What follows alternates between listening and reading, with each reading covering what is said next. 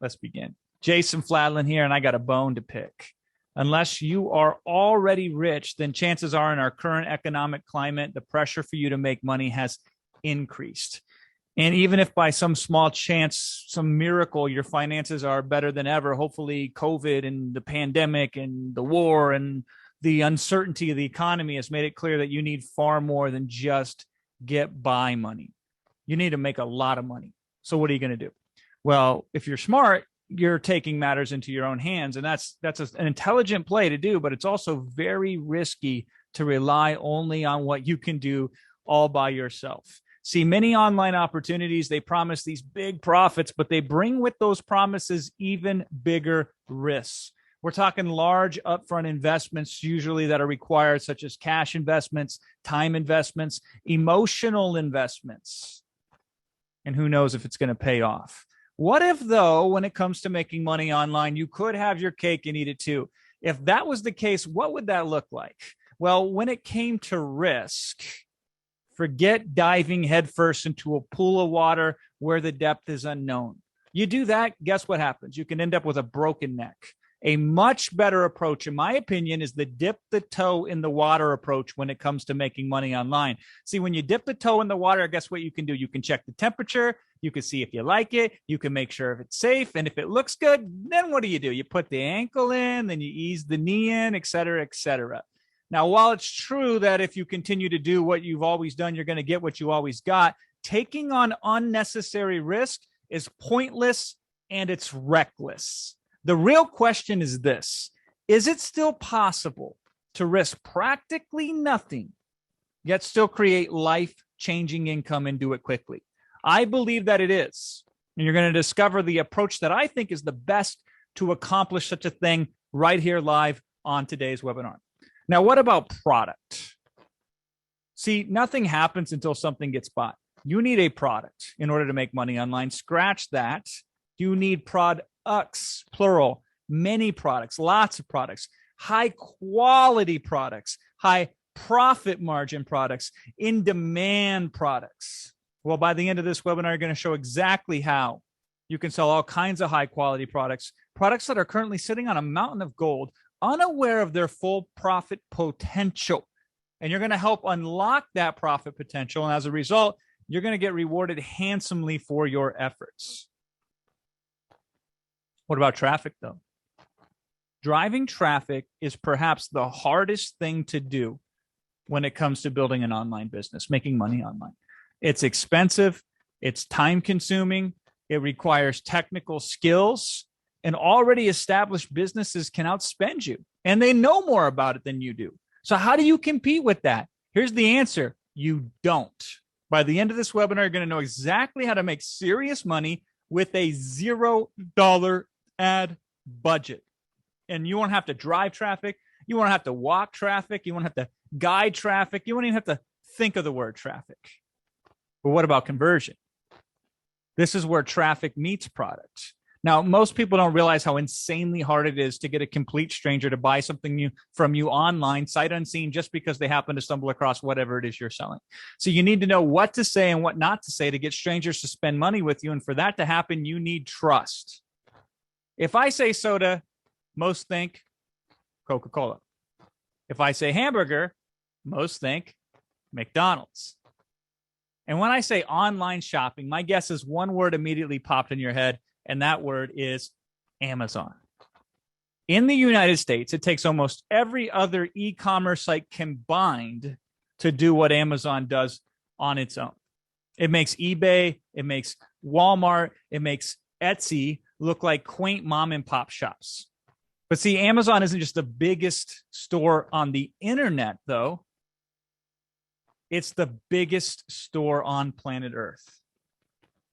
Over 200 million people have one or more credit cards on file on Amazon that they can one-click product purchase from in seconds on their smartphones and have those products show up in 2 days or less on their doorstep with free shipping. Amazon is the most valuable brand in the world, and it's still growing with no end in sight. And there's more and more money being shifted from offline purchasing to online purchases. Bottom line is this: trying to make money online without using Amazon is like trying to climb Mount Everest naked. Now, know this: Amazon produces more millionaires than any other online business, but that doesn't mean that you can just show up on Amazon and get rich. I can count on one hand with fingers to spare the actual tried and true approaches to Amazon that you can work risk-free, that you can start part-time, and that you can scale up with big numbers, even though it has next to nothing upfront cost to begin, and do all of this and see quick results. And this is the best approach on Amazon. I'm going to show you here today. The only approach, by the way, that I would recommend to my kids if they came to me and said, hey, Dad, I want to make Amazon a go. What should I do? I would point them to this 3-step formula, this exact approach that I'm going to lay bare for you by the end of today's webinar. First, though, who am I and what's my angle? My name is Jason Fladlin. Nice to meet you. I'm the co-founder of a company called Rapid Crush Inc. with my business partner, Wilson Matos there. Between us, we've been selling stuff online for 4 decades. Now, I started very humbly. I made my first money out of this right here, tiny little shed that I lived in Coralville, Iowa, where my bedroom was my living room, was my office. And I had an obsession for making money online there that I put to work. And a few years later, that obsession turned me into a millionaire. And then I just kept at it, just going hard. Then I became a multimillionaire. But I didn't start helping others get rich until I set my sights on Amazon. And over the years, our company Rapid Crush has helped transform thousands of people in their financial situations by using Amazon to sell everything from cheese graters to swaddle blankets, which leads me to the approach that I can't wait to share with you today that 960 students have followed to produce over $1 billion, with a B, $1 billion in sales. Now, what's my motivation for sharing this with you? It's simple. I'm tired of seeing suffering. For most of the world, it just sucks right now. And I want to help turn some of that around. I believe I can be useful to you to help you help yourself.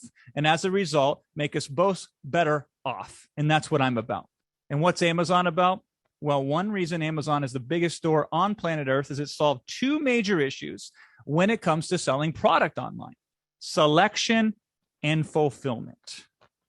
Amazon's goal from day one was to be the everything store. This is why the smile in their logo, it starts at the A and ends at the Z. They want to sell everything from A to Z. In order to do that, they need to use what are called third-party sellers. Now, third-party sellers, this is not a new concept that Amazon invented. Practically every store uses third-party sellers. If you go to Walmart, if you go to Costco, if you go to Target, and you walk in, you're going to see most of the products are not created by the stores that they're sold in. In fact, there is no Coca-Cola store. Instead, Coke is sold in restaurants, supermarkets, gas stations, ball games, concerts, you name it, all over the world. Now, unlike Walmart or Target, though, Amazon's shelf space is limitless. While Walmart might be able to sell 20 or 30 different brands of peanut butter, Amazon can sell you thousands of different types of peanut butter, everything from your standard Jif or Skippy to even the more obscure 9-pound pails of, once again, peanut butter. See, Amazon knew early on that the secret to their success with third-party sellers, so they did something that no one else has ever been able to do since or before, and that's make it easy as pie for you to start selling any product, new or old, on Amazon. See, places like Walmart.com, they make you jump through tons of hoops before you can start going live selling products on their platforms. Amazon.com makes it about as easy as falling off a log. You simply sign up with an Amazon seller account and you can sell both new products and used products. You can sell both your own products as well as other people's products. The real magic, though, is in the fulfillment. See, when you sell a product on Amazon, there's 2 ways that it can end up in a customer's hand. You can either ship it yourself, or you can have Amazon ship it for you. Now, not only is it easier, of course, to have Amazon ship it for you, it's also more profitable to you to have Amazon ship it for you. And if you let Amazon ship it, then any Prime member that buys that product gets it in 2 days or less and gets it with free shipping.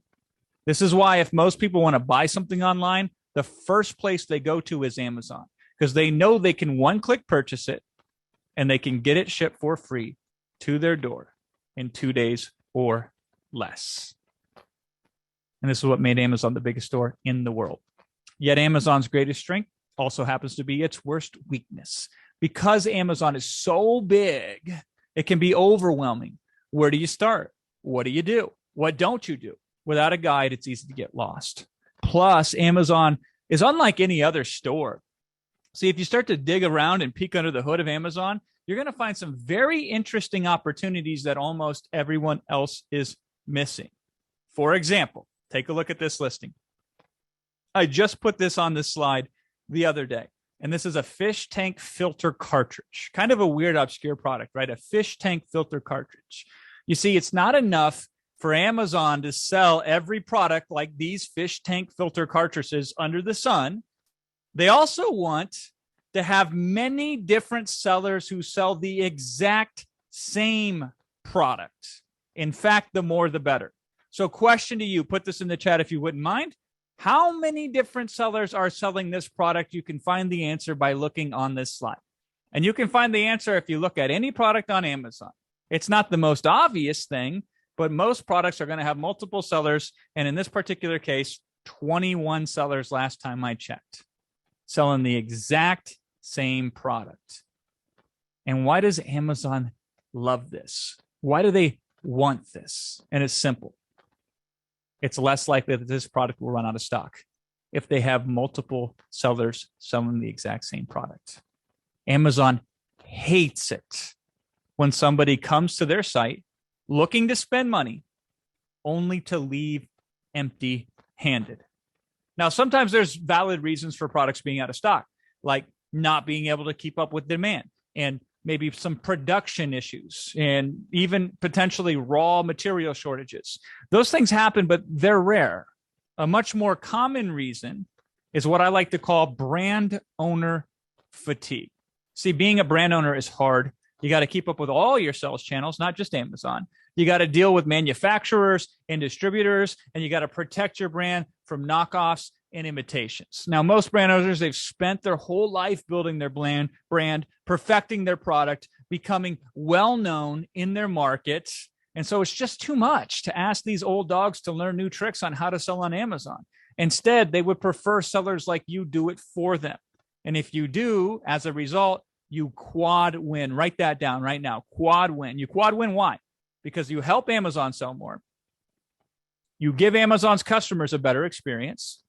You allow the brand owner to sleep at night, knowing their brand is taken care of by you, and you get paid. That's a quad win. How does that land for you? How does that sit? That feels good, doesn't it? And there's one practically effortless way to do this. Now, before we get into that, let me clarify something.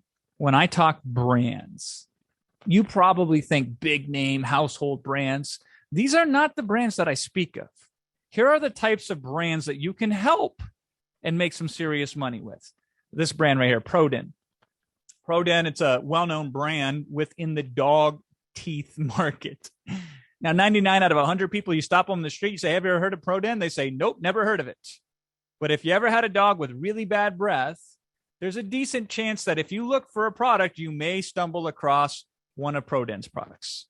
Or Darn Tough is another well-established brand, but only in the obscure, specific hiking sock market. Again, stop 100 people on the street. You ever heard of Darn Tough hiking socks? Nope, never heard of them. But if you're a hiker and regular socks just don't cut it for you, then there's a decent chance that you may stumble across one of Darn Tough's products. And the same could be said for Ultra Pros when it comes to the collectible cards market or Espoma in the indoor plant food market. These are the brands that I speak of. In the grand scheme of things, brands like these are merely a drop in the ocean, a blip on the radar. Yet one of this brand's products, just a single product, is selling over 1,000 units per month. Every single month, month in, month out. Not bad, huh? So there's so many brands out there. It would blow your mind, and I'm going to do my best to show you how many brands are selling thousands and thousands of products per month that are tiny little brands that nobody's ever heard of, and they need your help, and you will make money by helping them. But my point of this is this product right now as it stands is selling over 1,000 units per month with no additional traffic needed, just with the traffic it already has. No listing improvements required. You don't have to take better pictures of the product. You don't have to write better headlines or bullet points, none of that stuff. And no extra marketing knowledge needed. This product is selling however it sells for whatever reason. As it stands, it just sells about 1,000-ish units per month, month in and month out, in spite of the brand itself doing next to nothing to sell their own product on Amazon. Instead, it's third-party sellers who, one way or another, get their hands on this product, legitimate or otherwise, and list it as a seller on Amazon. That's how this brand is making sales, from third-party sellers who are just listing it on this listing, saying, yeah, I sell this too. Yeah, I sell this too. Yeah, I sell this too. Okay. Now, it's not uncommon to see these types of products have 10 or 20 or 30 or more third-party resellers. My question to you is that good or bad? Good question. Well, here's where it gets interesting. Not all sellers who sell on Amazon are created equal. For example, we don't count sellers who don't use Amazon to ship their products. So this one, for example, who's selling that fish cartridge tank replacement, whatever it is, it's shipped from Retail Treasure World and sold by Retail Treasure World.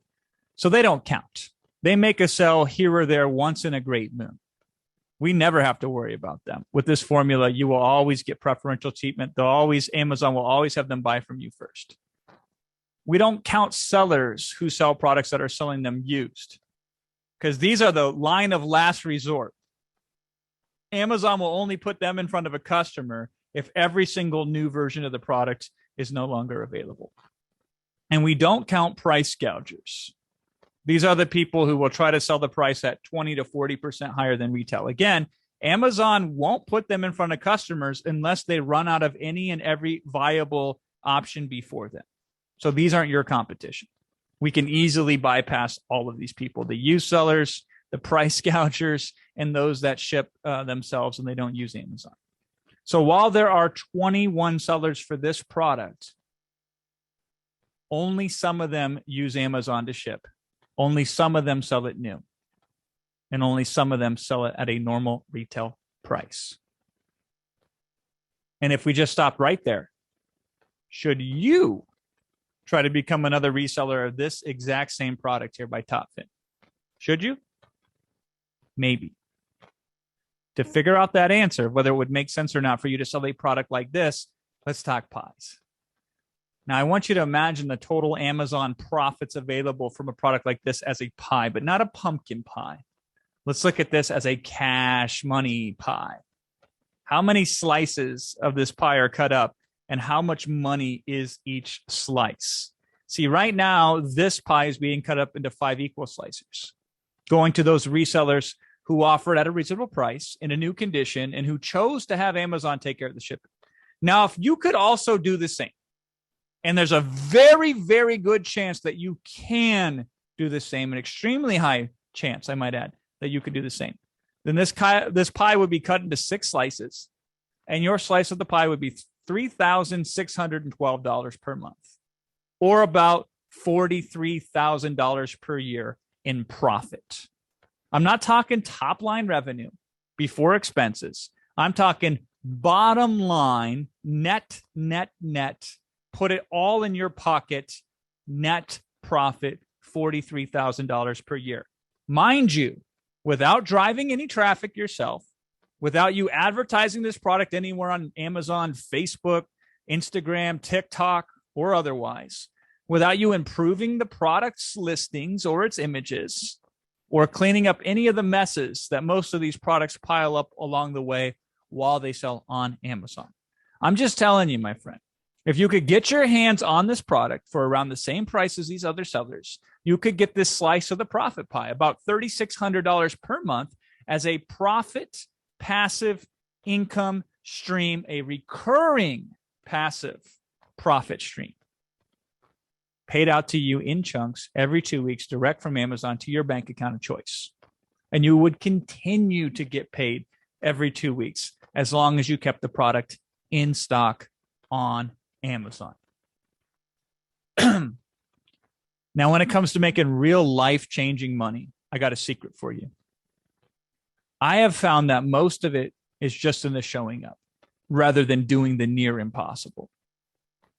Just being where you're supposed to be is more than enough to get rich when you use Amazon with the right approach. Now, of course, there's more to it. How could you become a reseller of a product like this?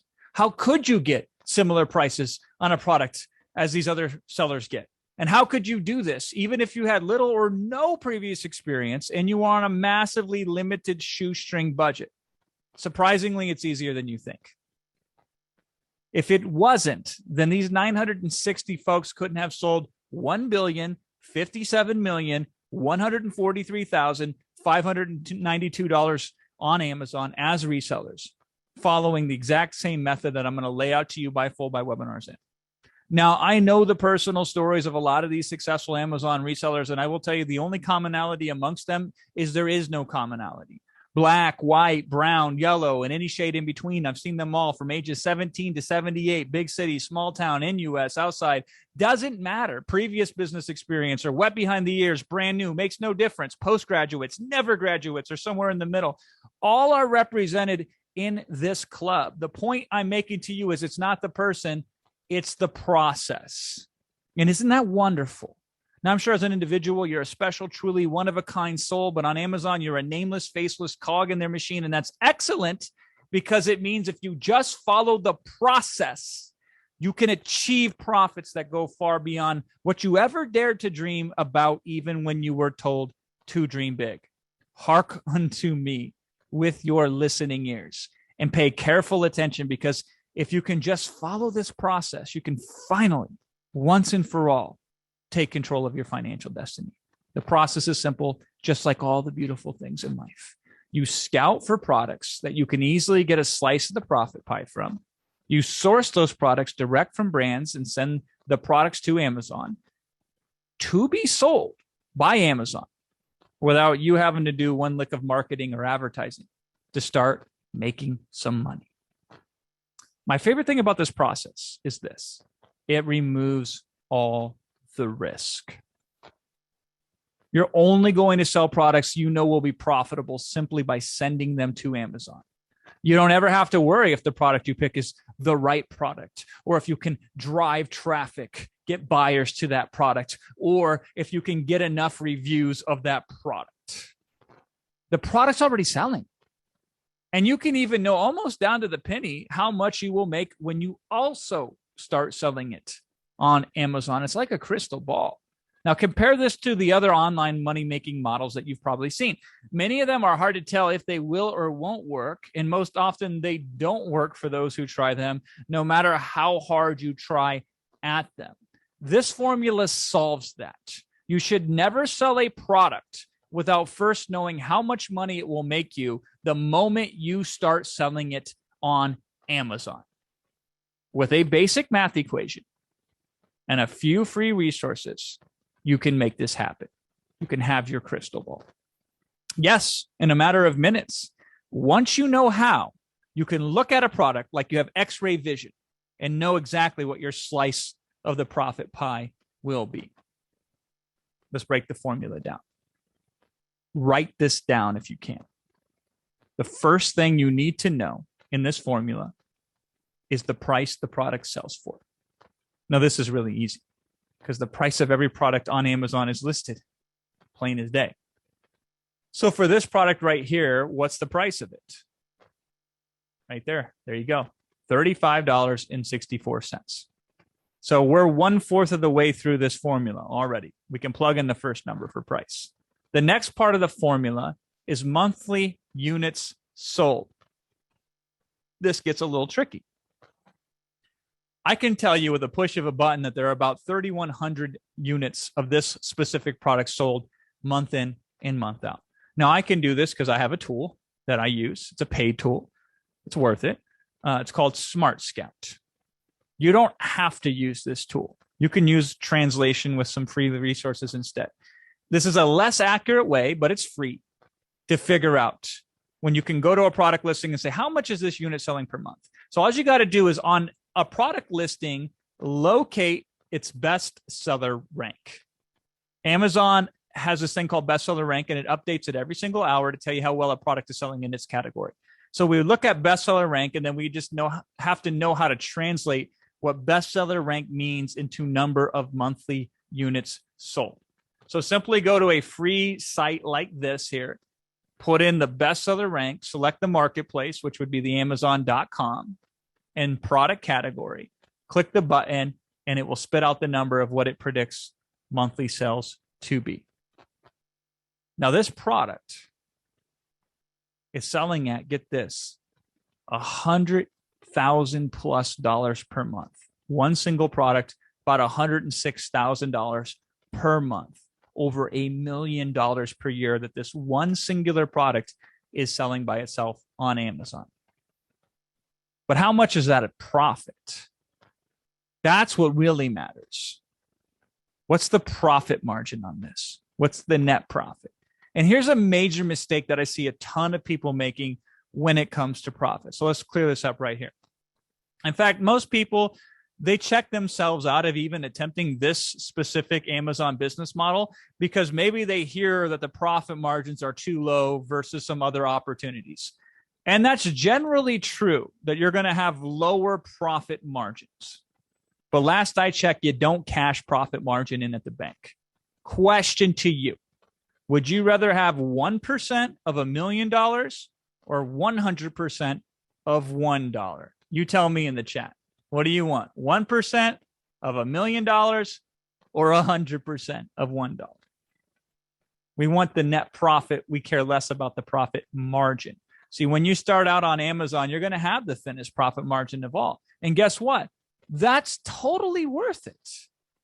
So when we calculate, we plug in a 15% profit margin, which is on the extremely low end, mind you. You can and you often will do better, but I'm all about let's playing it safe. So for every $106,000 that this product generates in profit, it brings in a smidge over $16,000 in net for every $106,000 in sales. So 16,000 net profit this product is spitting out every single month. Now that's on the conservative side, remember. And that's not just per seller, that's across all sellers who sell this product. Now, right now, there are 5 authorized resellers, 5 real resellers, as we like to call them. And that's great.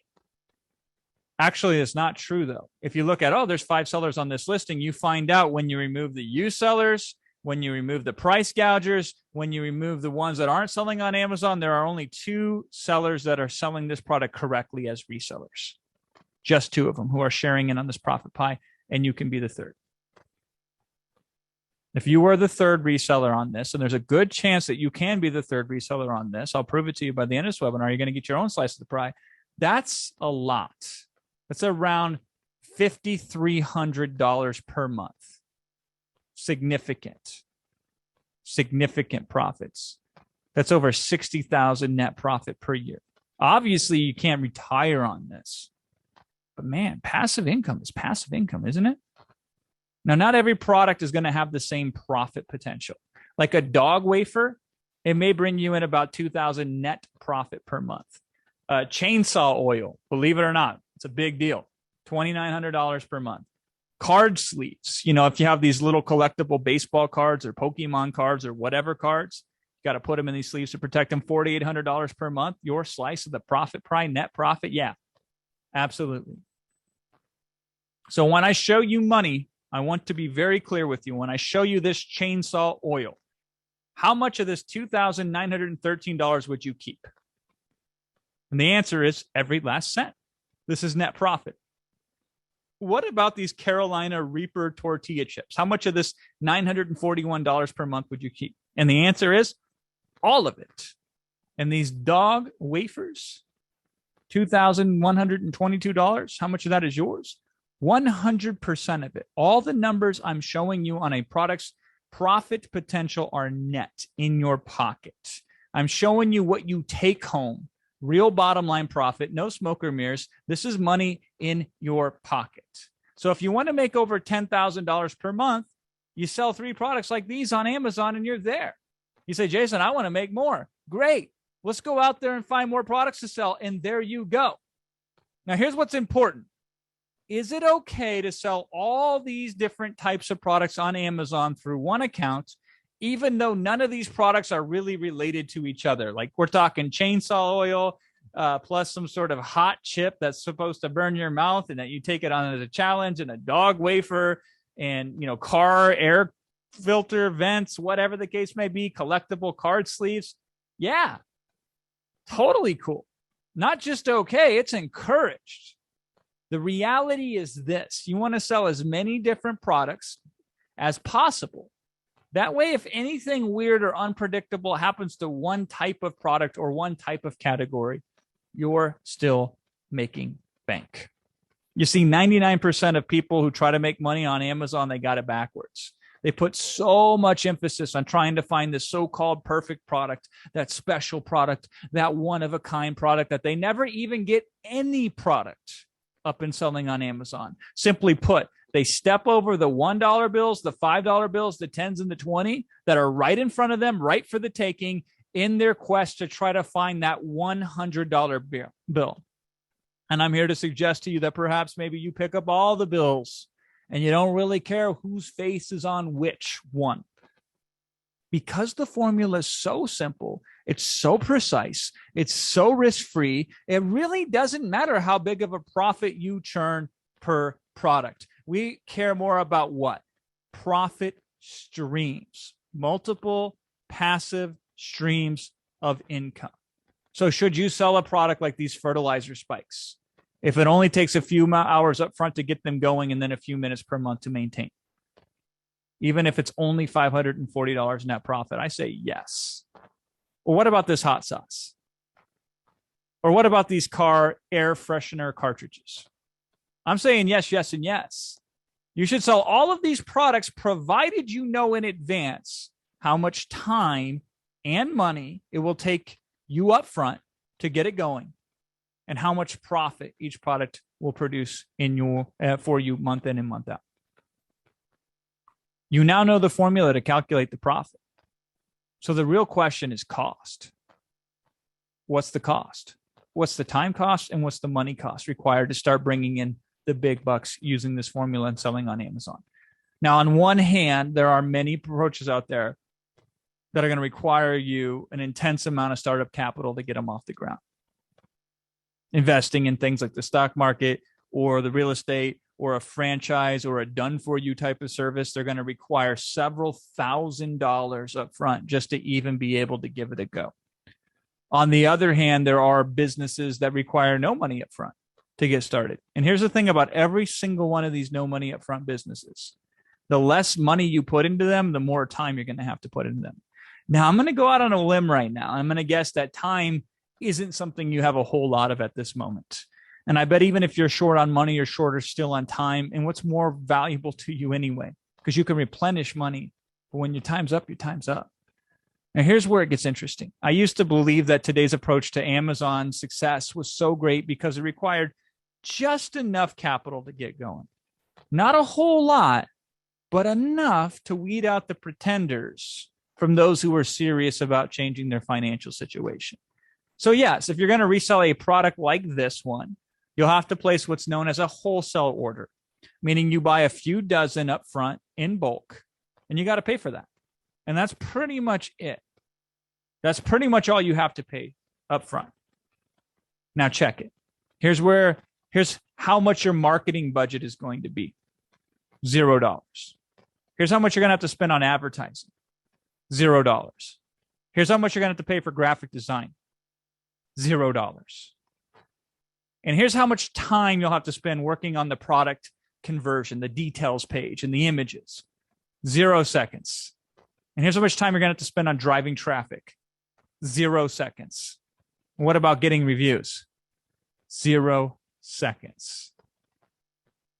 So if we're going to compare the cost of this model to other options you can follow both on Amazon and off Amazon, let's at least compare apples to apples, because at the end of the day, this is your money we're talking about. And I am 100% certain that when you factor in the true cost of this business, both the time and the money, you're not going to find a more cost-effective, more economical, safer approach to financial independence, and I'll swear that on a stack of Bibles. Even better is how easy this formula scales. You want to make more money, you add more products.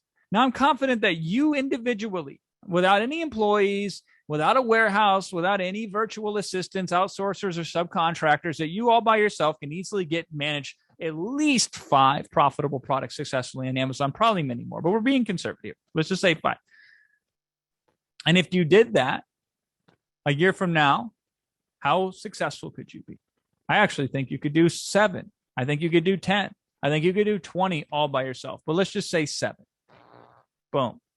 200,000 net profit from 7 little measly products that almost nobody's ever heard of on Amazon, that only make between $500 to $4,000 net profit per month. I think you can do better. Why? First, we assume a lousy 15% profit margin on these products. You're going to get more than that, especially once you start reordering, once you start placing bigger orders because you haven't profit coming. So I'm giving you worst case scenario here. The second thing that I've assumed here is that you're not going to do anything to improve any of these products listings. This assumes you don't go further with any of the products for any of the accounts that you land. So like if you're selling this pinworm treatment here, I'm saying you don't touch the title. It's terrible, by the way. You don't change the brand name from generic to Columbia. You just leave it listed as generic on Amazon. You say, whatever. It only has 1 image, so be it. You say, okay, whatever. I'm not going to mess with the images either. I'm saying just being a reseller, you can make massive profits year in and year out. So like we're talking bare minimum effort involved, get you into this sort of situation.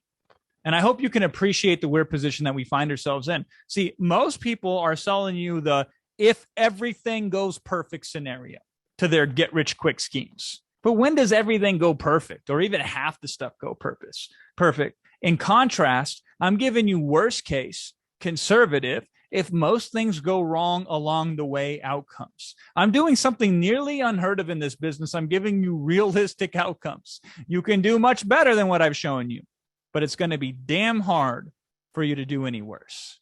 The only way you truly fail, not try. Because when it all comes down to it, this is the one thing that will separate those of you who are successful from this formula from those of you who aren't, and it's this. In order to be a reseller of products like these, you're going to have to reach out to brand owners of these products. And many of us were raised as kids to believe that we shouldn't talk to strangers because if we did, bad things might happen. And here we are, full-grown adults, and we still think we're not supposed to talk to strangers. Here's the type of sabotaging self-talk that will cheat you out of big-time profits with this model. See, some people will say this, see this, and first they'll say to themselves, well, I'm brand new. Why would a brand owner ever allow me to become a reseller of their product and sell it on Amazon? And to that, I just shrug and respond, well, they do. Enough of them, at least, to make this work. You're telling me these 960 individuals who also started off the exact same you will, reselling their first product on Amazon, that they did something magical or special that you yourself can't do? Phooey. The reality is if you ask enough brand owners, sooner or later, one of them will say yes. Now, I know this to be true because I learned this formula from Dylan Frost and Dan Metters. And they told me when they started, it was with a credit card that had a $600 limit on it because that's all the bank trusted them with. And they went at it with an approach that can only be described as caveman. They just reach out to 100 brands and they didn't care. 93 times they wouldn't get the account, but 7 times they would. So there you go. If you wanted to get 7 products like these, would you be willing to reach out to 100 accounts? Now, most people won't. They hear, oh my God, 100, that's a lot, and they quit. And some people won't because they would rather be right than be rich. Now, question to you, if you had to choose between right or rich, what do you pick? Now, you don't know what a brand will say until you ask. And if 9 of them say no, and only 1 of them says yes, out of every time you ask 10, then congratulations. You were wrong 9 times. And you're rich. Now, is your only option caveman? It's the numbers game, dial for dollars, cold approach. Is that it? No, not even. We can arm you with proven scripts. We can arm you with vetted tools. We can arm you with time-tested techniques. We can get you there easier and classier and in style. But if you're not willing to do the outreach, or at the very least have a virtual assistant do it for you, somebody else doing the outreach for you, then your financial future is going to remain uncertain. Now, I understand, though. I get it. The first time is always the hardest. It's always the scariest. The first time trying to ride a bike probably didn't go too well for you. But thank God you kept at it, even with the scraped elbows, even with the bruised knees. You got back up. So you can do this. I know it. You know it. And when you do move forward with this, here is why you deserve every last dollar you make with this approach. What you're doing here isn't taking something from somebody else. It's quite the opposite. You're actually giving Amazon and its customers and the brand owners what they want. And that's how you get what you want. You're quad winning your way to financial freedom, baby. Now come closer. For what I'm about to share with you may seem simple, yet can have a dramatic impact on your financial future. Often when you see a product listing on Amazon and it says something like only 2 left in stock, order soon, or when you see a listing that says currently unavailable, it's not because there is little or no more left of that product on planet Earth. It simply just means it ain't on Amazon. Many, many, many times, there is plenty of that product out there. It's just sitting in a warehouse somewhere else that's not Amazon and is gathering dust. Now, if you were on top of this product to make sure there's always some on hand on Amazon and re-upping the supply if it got low, then you're giving Amazon and the brand owner exactly what they want. Now, there are so few things in life I am certain of, but this is one thing I am 100% certain of. You can make $5,000 cash in your pocket per month just by re-upping product on Amazon before it runs out. That's it. Nothing more than that. Nothing special. Nothing special. Yeah, it's basic. I get it. Yeah, it's simple. Yeah, it could be described as downright boring even. And yeah, it's also incredibly lucrative. Now, if you want to jazz it up a bit, be my guest. Maybe you'll want to fix the title or the brand name or add some extra images to these products to make the money pie even bigger. Go nuts if you want to. But before you do any of that, just make some money. And you can make money just by reaching out to brands and placing an initial small order for these bulk wholesale purchases of their products, and then have them being sent to Amazon to be sold and fulfilled by Amazon for those products. Now, most brand owners, they don't even monitor their own Amazon stock because they are truly old dogs who refuse to learn new tricks. Most other resellers, by the way, don't do this either, as they often only sell these products onesie twosies because they don't reach out to brands to buy products direct at wholesale. They're too scared. Even the few who buy wholesale still treat Amazon as an afterthought because their focus is more on running their own e-commerce store or running their own warehouse and distribution channels. They don't seem to get what you and I know, that Amazon is the biggest store on planet Earth, and it's only getting bigger.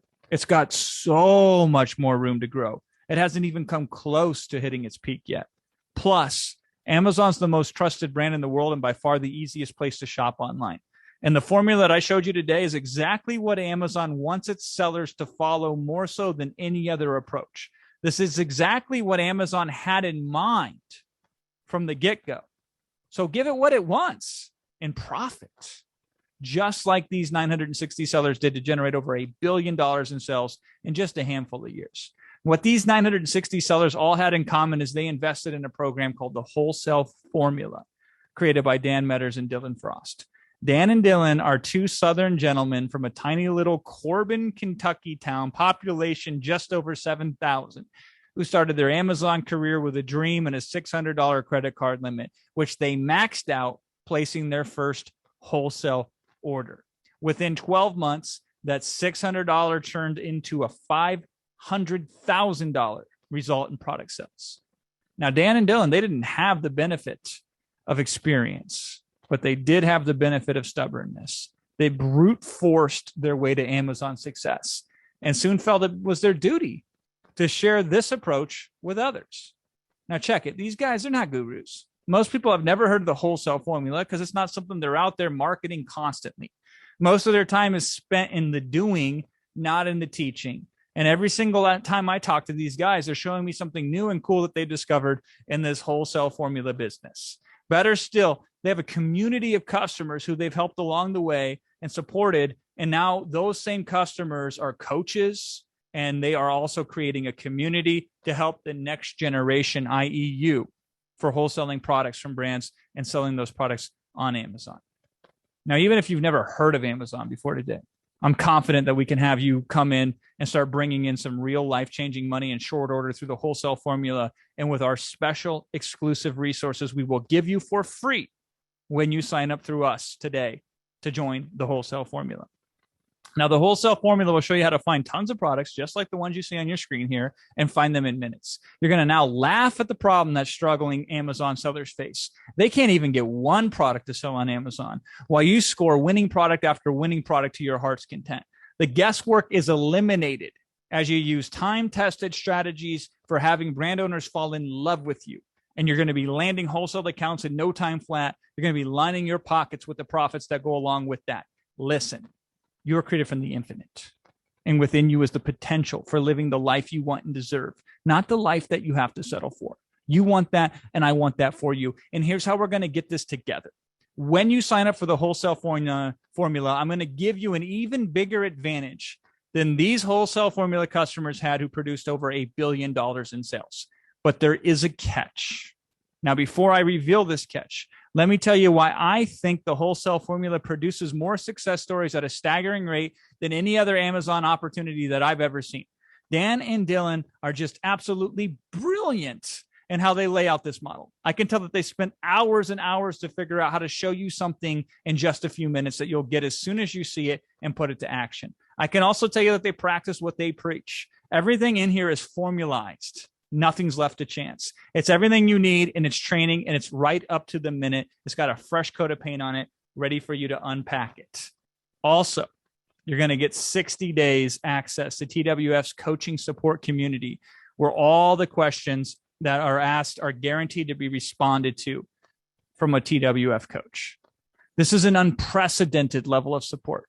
So you can feel the relief that whenever you need help, it's there for you, and you'll get answers. Now, each coach in the TWF coaching support is a 6 or 7 figure Amazon seller who's using the wholesale formula in their own business. So what's your investment to get started right now? Is it around what we charge for our Amazon masterminds, which was $25,000 a year and sold out each and every time we offered it? Or is it closer to the Amazon Cabo retreats that we had Amazon sellers paying $12,000 for just 3-day events? Or is it more in line with the Amazon software we used to sell, which sold for $10,000 per year? Now, the wholesale formula should require such an investment because it's worth many, many times the $10,000, the $12,000, or even the $25,000. Yet if you act for the short window that this is open for, you can get started today for just $874. And then 3 more installments of the same, spaced 30 days apart. Or you can take care of it all at once just for $29.97. And then that also comes with a full 30-day money-back guarantee. Now, I don't care which option you pick, just that you get in right now, because the timing for this couldn't be better. But the wholesale formula is only available for a limited time. So act now and go to quadwin.com to get signed up. And when you sign up today, at quadwin.com, you're going to get what I like to call the Amazon motherload. This is our special set of wholesale formula bonuses that we've obsessed over and created with our own blood and sweat and tears, or we had to pay for out of pocket. And I'm going to give them to you for free. But if and only when you sign up before the countdown timer expires at quadwin.com. Bonus number 1, you're going to get 3 months of Smart Scout for free. And not just this awesome, amazing tool called Smart Scout. You're going to get a secret app that we built exclusively that lays over top Smart Scout. See, what Smart Scout does wonderfully, amongst other things, many other things, one thing it does incredibly well that you're going to love is it lets you find the perfect products to be a reseller in a few minutes.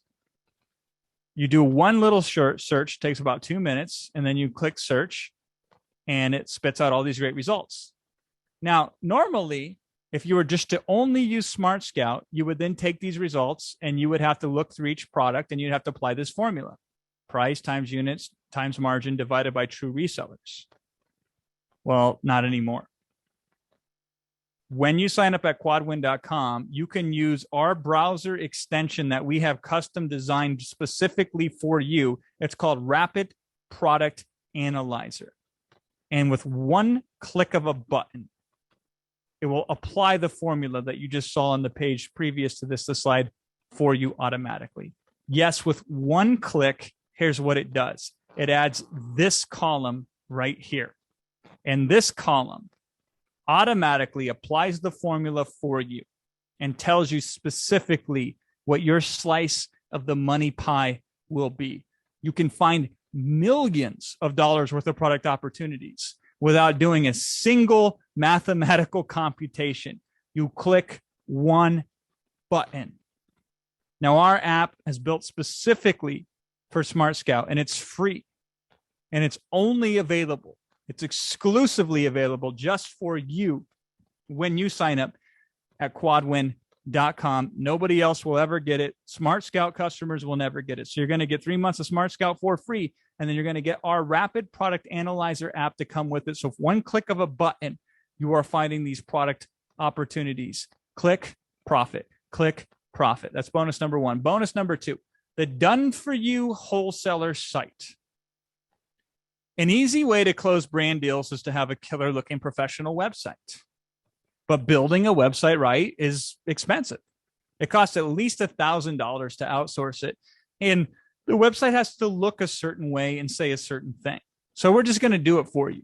All you got to do now is fill out a simple form, put your info in, and click a button, and presto, you got a website that makes you look as good as any reseller could ever hope to look, and you don't have to pay a penny to have it developed, nor are there any ongoing fees or cost of any kind to have this website live for you. This is available, again, exclusively when you sign up for the wholesale formula at quadwin.com. Bonus number three, a pair of trainings that I did: Listing Level Up and Keyword Radar. Listing Level Up is my latest training where I show you every Amazon listing optimization secret I know. So from improving titles to images to bullet points to product descriptions and more. I'll put to work for you the same insights that I've used to improve Amazon listings to pull in up to 40% conversion rates. So if you ever want to, once you start reselling these products, make even more money, just go and you look at this training. And then the second training I have is called Keyword Radar. And I'm going to show you how with 100% free tools, you can find keywords for your products that everyone else is missing. See, the easiest way on Amazon to make more money is just to put in different keywords, the unobvious keywords on these listings that bring in buyers that everybody else overlooks. So these two trainings are not available for sale anywhere else. I did them exclusively in partnership with the wholesale formula, and only those who go to quadwin.com will get these two trainings for free. That's bonus number three. Bonus number four is called Brand Bait. Now, the wholesale formula, they give you a 20-point spreadsheet where you can plug in any product you want to resell, and it will give you all sorts of data points. And the information is very useful, and it's good to have if you ever have a conversation with a brand. But it's not presented in a way where you could show it to a brand owner and get them dying to want to work with you. It doesn't have the flash and the pizzazz and the sexiness to it. So enter Brand Bait. I created a fill-in-the-blank template where you simply plug and play the same data. You plug in the same data that TWF gives you in their 20-point spreadsheet, and out spits a beautiful custom to the brand itself report. If you absolutely positively are dying to land a brand, use this tool, or better yet, hand it over to a virtual assistant to use it for you. Speaking of virtual assistants, this is bonus number five. VA placement. VA stands for virtual assistant. See, the wholesale formula is so truly formulaic and so simple that you can outsource most of it, most of the work, if not all of the work, to the day-to-day work, at least I should say, to virtual assistants, or what we call VAs. Now, the usual challenges are the upfront. It's the hiring the VAs. It's the needing to find them and qualify them and vet them and train them and manage them. And that can be challenging and hard and expensive and eventually worth it. But up front, there's a lot to take on. So enter VA placement. Here, VAs are already found. They're already vetted. They're already taught all the Amazon basics. They're already certified on their skills, and they're already ready to go. These VAs have gone through the proprietary VA University program specifically designed for Amazon-based seller businesses. Plus, VA monitors your VA's hours for you. They monitor the activities for you. They manage the payroll for you, in addition to providing the ongoing training for your VAs. When Amazon introduces something new, as they sometimes do, your VAs also get training directly from VA placement on whatever new stuff is happening on Amazon. And here's the best part. The cost is just $5 an hour for your VAs. And the minimum is just 5 hours a week, $25 a week. And you could have somebody running a lot of the day-to-day business for you. That's all it takes for you to start having VAs scout products out for you and start having VAs reach out to brand owners for you, as well as managing many other parts of your Amazon business for you as well. Now, normally the way VA placement works is you'd have to pay a $97 setup fee, and then you'd have to pay a $47 per month membership fee to be part of VA placement. However, we've negotiated a deal for you. When you join the wholesale formula from quadwin.com, the setup fee is waived and will cover the first year of membership dues for you, saving you $661. Now, this offer, again, is only valid for the time that quadwin.com is live and available, which isn't a whole lot of time. That's bonus number 5. Bonus number 6, we call this 5,000 products in 136 minutes. Once upon a time, we were on a conference call with the wholesale formula guys, Dan and Dylan, when, as an aside, they said, hey, guess what we just did for this one brand that we landed as a reseller? And we were able to sell 5,000 units of one of its products in 2 hours and 16 minutes. And I'm like, oh, interesting. Show me what you did. And they get in the weeds and they start showing me, well, we did this, this, and this. And they said, we could have sold a lot more, but the brand didn't think we'd be able to sell so much so fast. So they ran out of inventory. But it gets even better than that. Because I said to them, hey, listen, guys, can we interview you, what you just showed us privately, and make it an exclusive bonus for people that sign up at quadwin.com for the wholesale formula? And they said, yeah. So I got Dylan, I sat him down, and we went straight through it. And he showed us exactly how they were able to land this client, exactly what strategy that they applied to sell so many units so fast. This is not available anywhere else. It's another exclusive for you at quadwin.com. That's bonus number 6. Bonus number 7, we call this compulsive success. This is a weird bonus. I admittedly will agree to you that is weird. For about half of you, the only thing it's going to do for you is put you in a nice, calm, relaxed, soothing mood, which is going to improve your performance. But for the other half of you, this strange set of audio tracks will compel your success and will magnetize Amazon profits to you. See, this is the same sort of science that I used to help me land deals, find products, and just plain make more money when I was getting started in this business.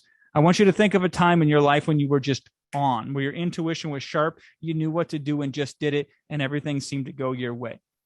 Now, can you imagine being able to switch that sort of performance on from yourself when it comes to learning the wholesale formula, when it comes to finding products to resell, when it comes to landing the wholesale accounts? Well, guess what? That's exactly what this bonus can do for you. See, we hired a top expert. His name is Joseph Clough.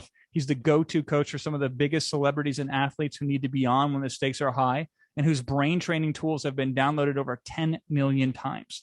And we had him custom design a specific set of audios just for customers who joined the wholesale formula from quadwin.com. Now, all you have to do is get some headphones on, kick back, and listen. Now, we specifically reached in our own pockets and we paid him to create these 5 powerful audio tracks that are exclusively available only when you go to quadwin.com. You put these on, it's going to switch on that ready state in you, and things are just going to flow, and it's going to feel very effortless. That's bonus number 7. Bonus number 8, we call this the whale bonus. Here's the deal. The real big 8-figure successes that use the wholesale formula, they all have one thing in common. They have what we call a whale account, meaning one account that they landed that just makes them like $1 million or more on its own. In fact, Dylan and Dan, creators of the wholesale formula, they've landed several of these whale accounts. One of their top accounts, for example, has brought in over $1 million in net profit all by itself. Want to know how they landed this account? You got it. Even better than that, though, you're going to see a full transcript of the actual call that took place to land them this $1 million net profit deal. Best of all, we have Dylan personally walk you through the transcript of the call, what he said, why he said it, the details of the deal, what was at stake, you name it. It's all laid bare for you. Now, you must sign an NDA to be able to watch this training where Dylan breaks it all down. The reason for this secrecy is because of how valuable and precious such a bonus is. It is very revealing, sensitive in its nature. So you just have to watch a non-disclosure. This cannot be discussed and talked about in public with anybody. It is that powerful. And this bonus is available at quadwin.com. Go get signed up today at quadwin.com. Now, we're going to open up the lines for questions here. Our goal is to answer every relevant and pertinent question that you have because, man, there's a big deal at stake. This is a huge opportunity.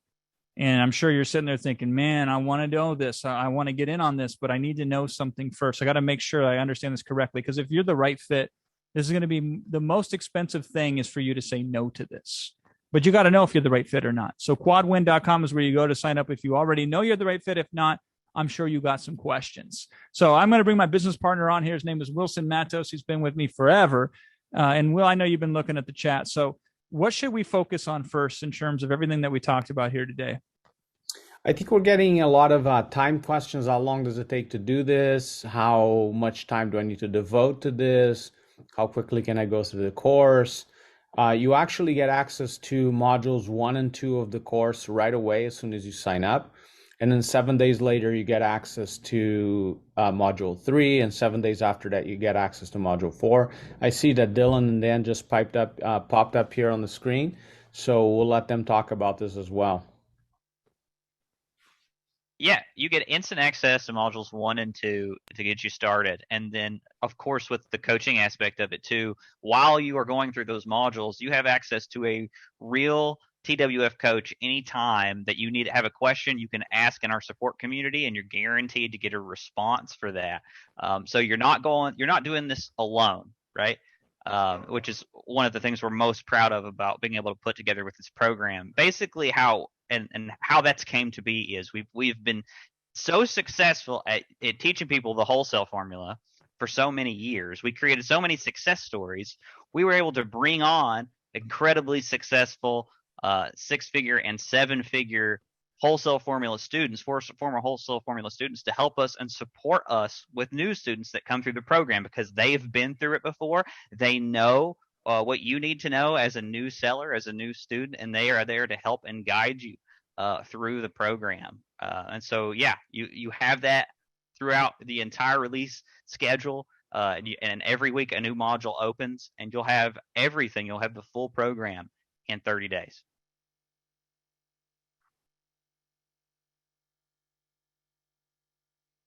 For us, adding coaches was like a really important part of the equation. We've been doing this for several years, and training the same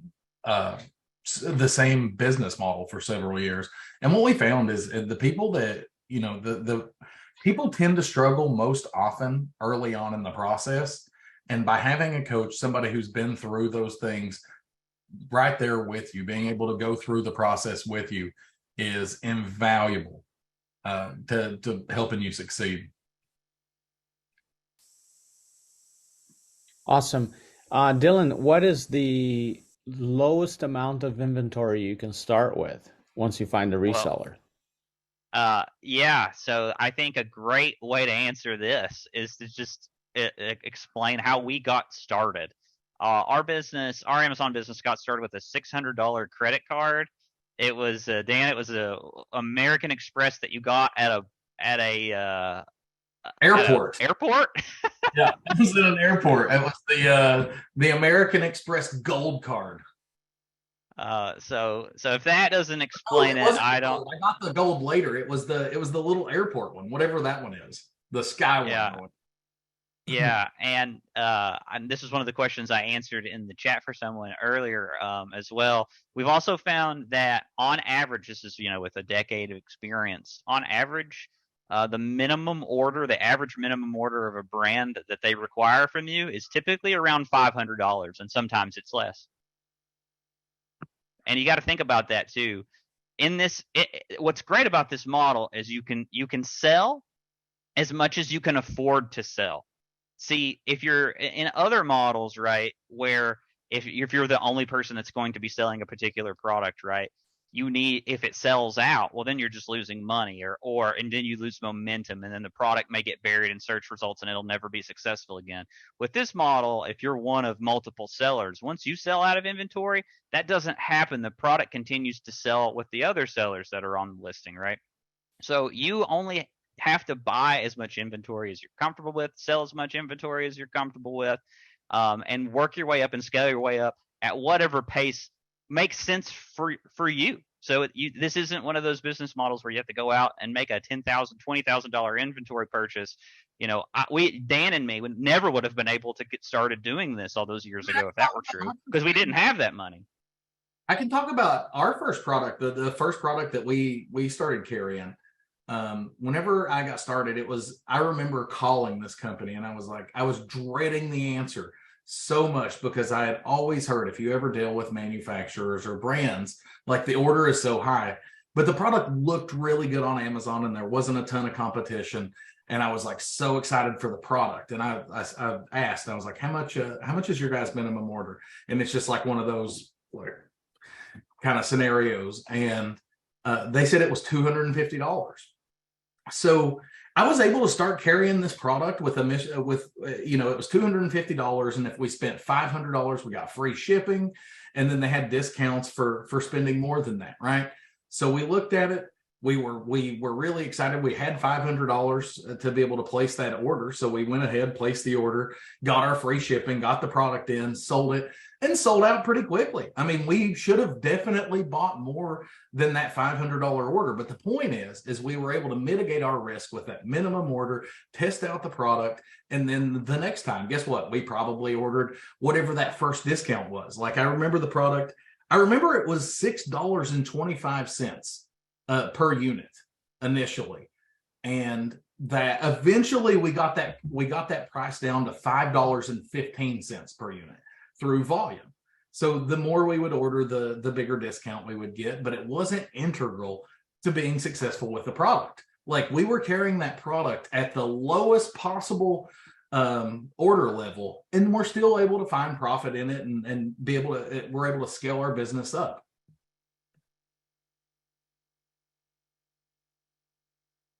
Yeah, I mean, the bottom line is, if I can weigh in here, is I don't think that if you're concerned about the initial inventory order, I don't think you have to be. I don't think there's a scenario here where you can't make it work.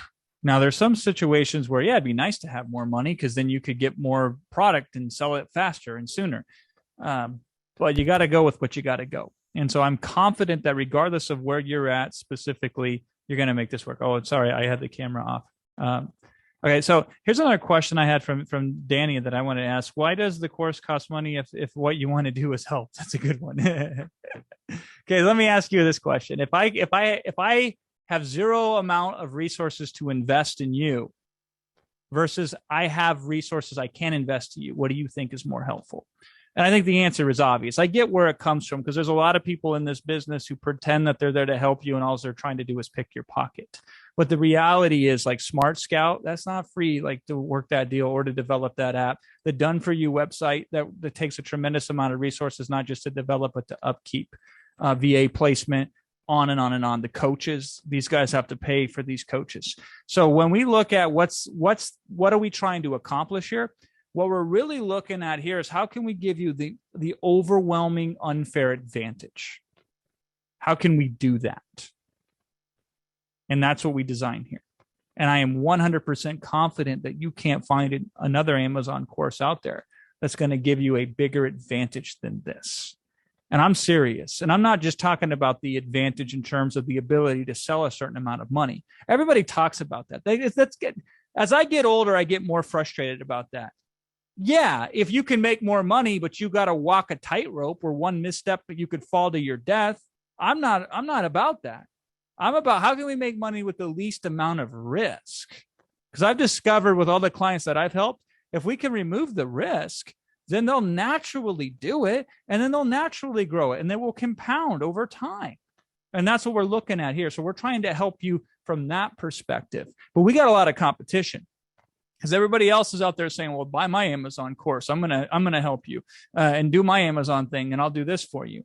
And Will and I used to be of a certain persuasion of Amazon. When we started in the Amazon business in 2013, we were instrumental in helping Amazon explode. We really were. Small town Iowa boy, it's hard for me to believe it, but we certainly did that.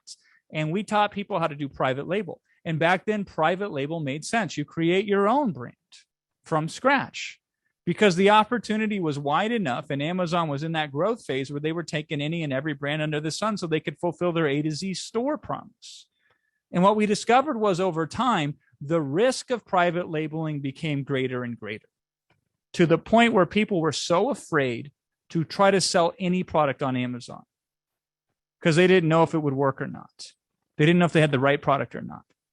And this is why Will and I when we got in touch with Dan and Dylan, we said, oh, this is the future of Amazon, the wholesaling approach. I got another one from Sue that just came in. Have signed up. Can I do this with my son? And the answer is absolutely. What a wonderful notion, by the way, to do this with a family member or a friend. Now, specifically, when you go to quadwin.com, you'll see frequently asked questions on there that talk about what you can do or can't do with it. Will, you can correct me if I'm wrong. I believe I'm going to say this right. Anybody that you have an actual business relationship with or a direct family member who lives in the same household with you, you can even share the resources with. Is that right?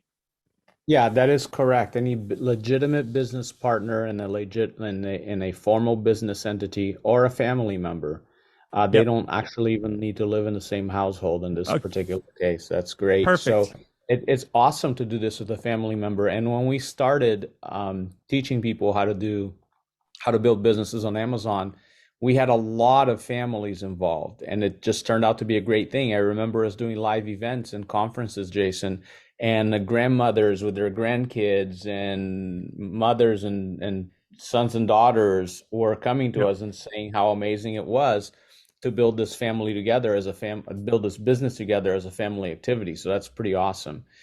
The program does show everything. I'm going to rapid fire through some questions here, Jason. The program does show you how to do everything, including how to set up your Amazon account, your Amazon seller account. Somebody asked, how much does it cost to sell on Amazon? Amazon takes a percentage of the sell price on every product that you sell on Amazon. That has already been accounted for in the examples and calculations that Jason showed you during the webinar. So there isn't more fees on top of that. That's already been taken out to show you what the bottom line profit potential is. In addition to have an Amazon Seller Central account, it's called a Seller Central account. It costs something like $40 a month, $39.99 or something like that these days, give or take a couple of dollars. They've changed the prices sometimes. This is a great question here, Jason. What is our value add for the brand to work with us?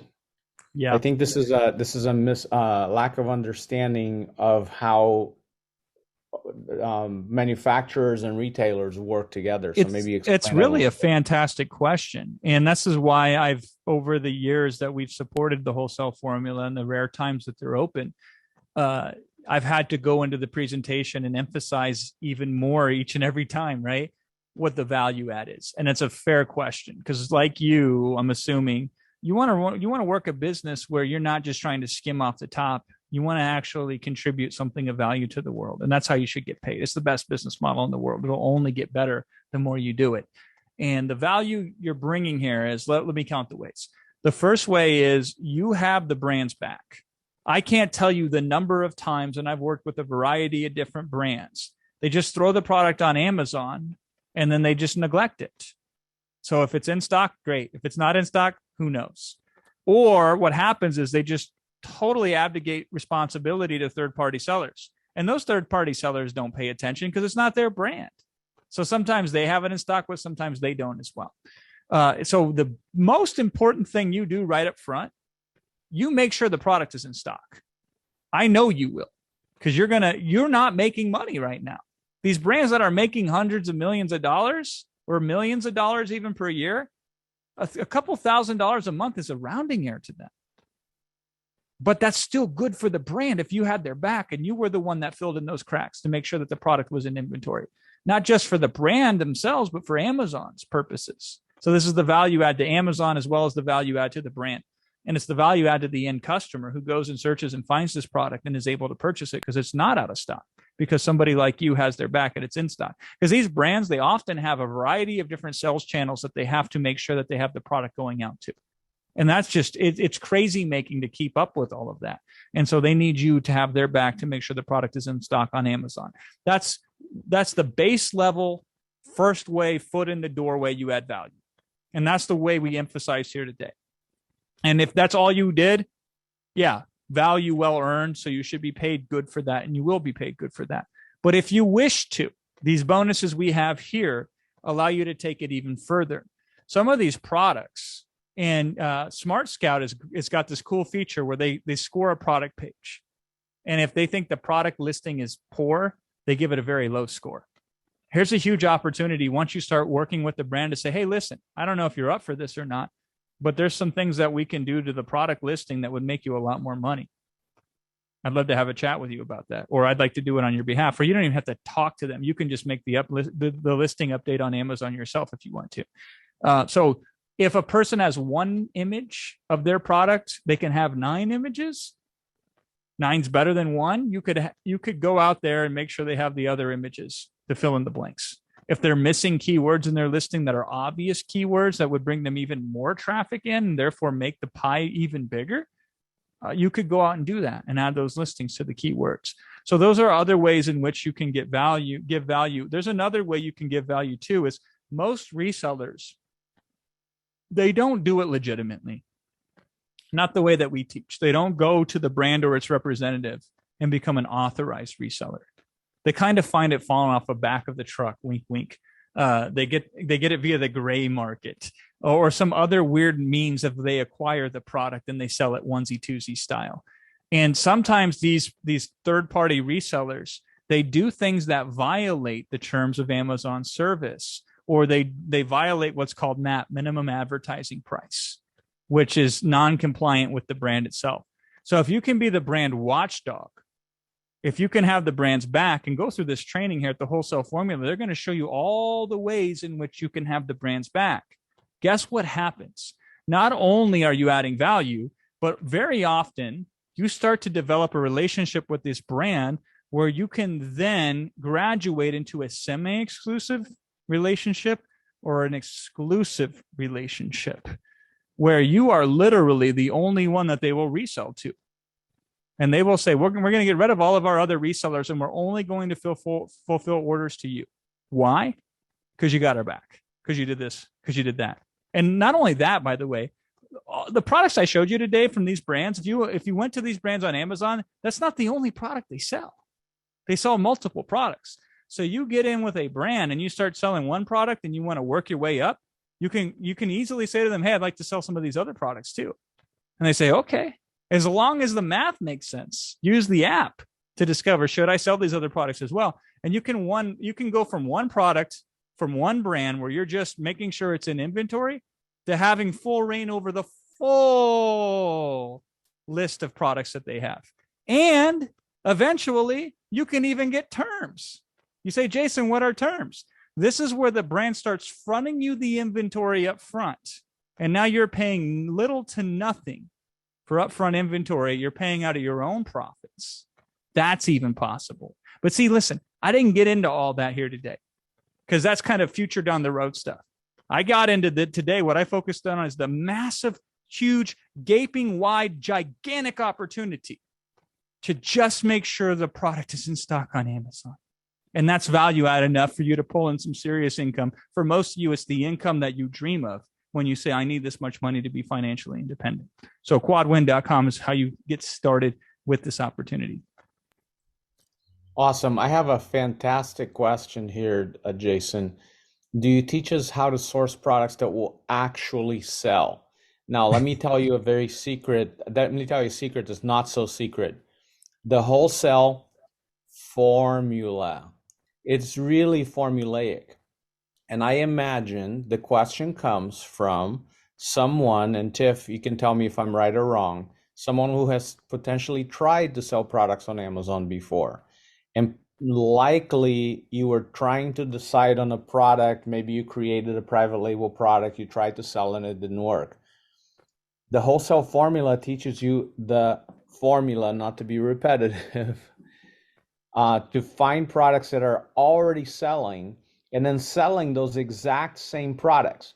I'm not talking about figuring out that a silicone spatula sells really well and trying to sell a different type of silicone spatula. I'm talking about selling that specific one on that specific listing that already sells.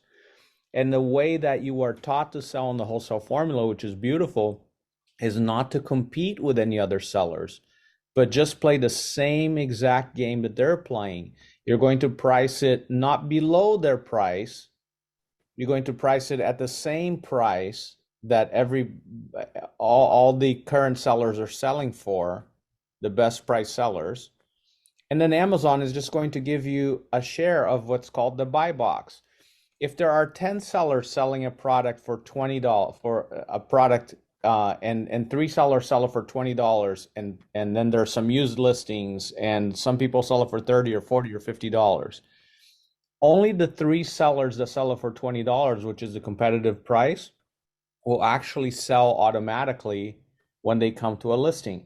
Amazon will give one sell to the first vendor, another sell to the next vendor, another sell to the third vendor, and then they'll go back to the first vendor.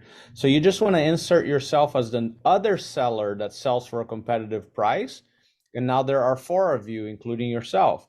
So Amazon will give 1/4 of the traffic or 1/4 of the buyers to each seller that is competitively priced. So you are just taking a percentage of the sales without having to compete with anybody. You're literally just providing additional inventory that Amazon can sell on your behalf.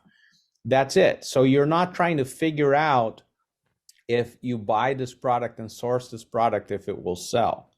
You already know that it sells. Now, is there a potential that you will put the product in inventory and it won't sell? There is always that potential. You could look at a product and the product could be a fad type product, and the fad could be passed by the time you actually put inventory on Amazon. Nobody wants it anymore. That's one potential, but is it likely? No, because again, you're going to look for everyday type products. You're not going to look for fad type products that are going to, be here today, gone tomorrow. So you're literally going to follow a formula, which is very different than other business models that we've even taught on Amazon before, like the private label model, where you find a type of product that sells well, then you create your own version of it and attempt to sell it, in which case you're competing with all the other listings on Amazon. That's not the model we're teaching here, or that Dan and Dylan are teaching. And that's a beautiful thing, because you're literally just taking a share of the sales without doing anything special. This is the beauty of the model. You don't have to do anything special. Can you do special things? Yeah, Jason talked about additional value add that you can do for the brands later, and additional things you can do to improve listings, but you don't have to. All that Jason has taught here today, and the numbers that he's shown to you, that 15% profit margin, that share of the buy box, a share of profits, that assumes that you do nothing special. You literally just send your product inventory to Amazon, let them sell it for you. That's it. If you want to do more, you will get rewarded more, for sure. Let's see. Are there other ongoing costs for the Wholesale Formula membership? No, there are not. You get access to the Wholesale Formula training, and you get access to the updated training as they update the training course. The training course has just been updated these past few weeks for this opening of the training course. And in the future, next year, when they open it up again, they will make updates as needed and anywhere in between if it's required. And you get access to the new versions of the course as they are released. Question that comes up a lot here. Can I do this from my country, whatever my country is? It does not matter where you live in the world. You can do this because from anywhere in the world, you can sell on Amazon. From anywhere in the world, you can sell on Amazon. And it doesn't matter if Amazon exists in your country or not. Let's say you're in Germany. There is an Amazon website in Germany. We don't recommend that you start selling on the Amazon site in Germany. We recommend that you start selling it on the US site, the .com site, because the volume is much greater. Will it work if you sell in Germany? Absolutely. But it is a lot easier and you will make a lot more money if you sell in the US on the .com site. But this will work anywhere in the world. Wholesaling is the oldest business model on the planet. Back before there were computers or internet or even electricity, there were farmers that produced that grew product, right? They grew their stuff in their farmland, and they often sold it to somebody who then would take that, they would sell it at wholesale prices. They would take that to a marketplace and sell it at retail prices, making a little profit in the process. That's wholesaling. Wholesaling exists all around you. When you walk in a supermarket, there is a wholesale relationship. The supermarket where you shop buys at wholesale prices, marks up the product, that's their profit margin, sells to you. When you walk into a clothing store, anything that you can purchase online has gone through a wholesale to retail relationship. Anything that you can purchase offline at a brick and mortar store has very likely gone through a wholesale retail relationship. You're just becoming a retailer. You're just joining you're just utilizing the oldest business model on the planet.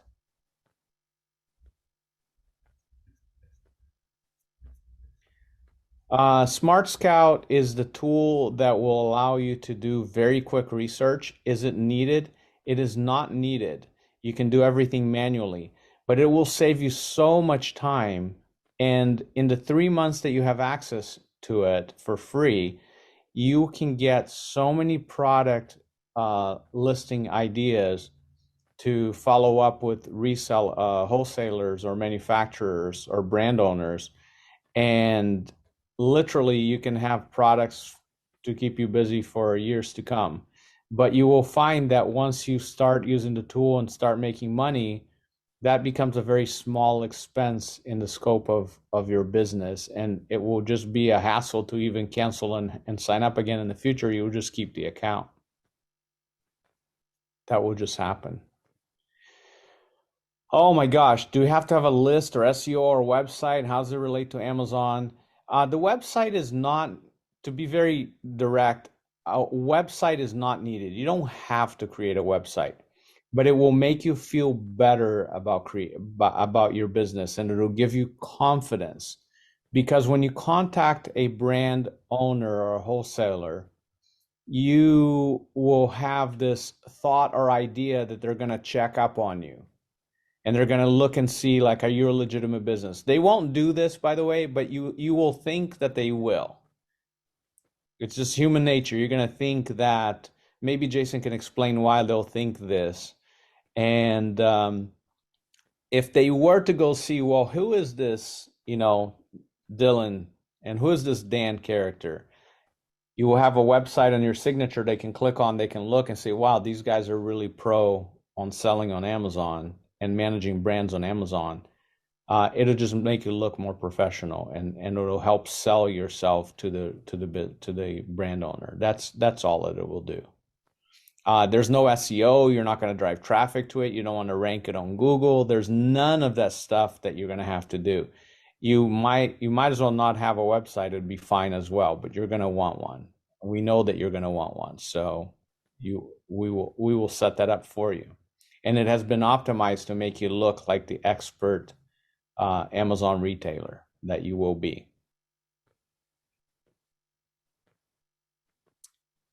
Do you need storage space for products you purchase for wholesale? Jonathan, you can ship the products in most cases directly from the manufacturer to Amazon. So you don't need to see the product, touch the product. And in cases where that doesn't happen, or the manufacturer for whatever reason may not be able to ship to Amazon, you can use a processing service where they will receive it, repackage it, and send it to Amazon for you. You never have to store this at your house or even touch the products if you don't want to.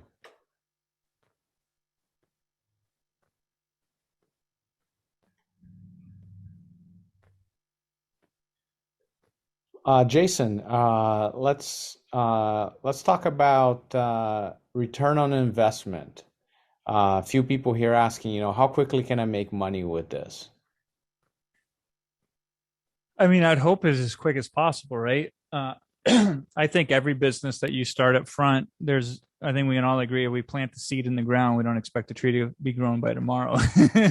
So there's the desire for instant gratification, meaning the reality of the situation. We don't want to try to only look for the thing that will immediately produce results, because then we'll never get any results. Now, with that said, when it comes to selling on Amazon, there's only one way I know to make quicker money. And it's a painful, laborious process that the moment you quit working, it quits working. And that's where you do these kind of retail arbitrage, where you go down, you buy it from your local place for $30, you turn around, sell it for $40 on Amazon, and you squeeze a nickel or a dime or a penny out. And that's how some people run their Amazon business. And I know them. After a while, they get that dead eye stare because they're working 80 hours a week and they're only making maybe 40 grand a year, 50 grand a year. And Amazon doesn't like those business models. That's the only way I know of to see a return on investment sooner. This is the best way I know, the quickest, reasonable way I know to get a return on investment that also scales, meaning your money can go up while your time commitment continues to go down. If you want to think about it like this, you get the first two modules of the wholesale formula given to you. If you are like super jacked up and wanting to just blitz through them as fast as possible, you will have enough solid foundation to work this business model after that, as fast as you want to go through the program. Now, we recommend you also wait a little bit longer and catch the next module a week later and then go at it. But then it's going to happen very quickly for you, because all you need to make this business work is very simple.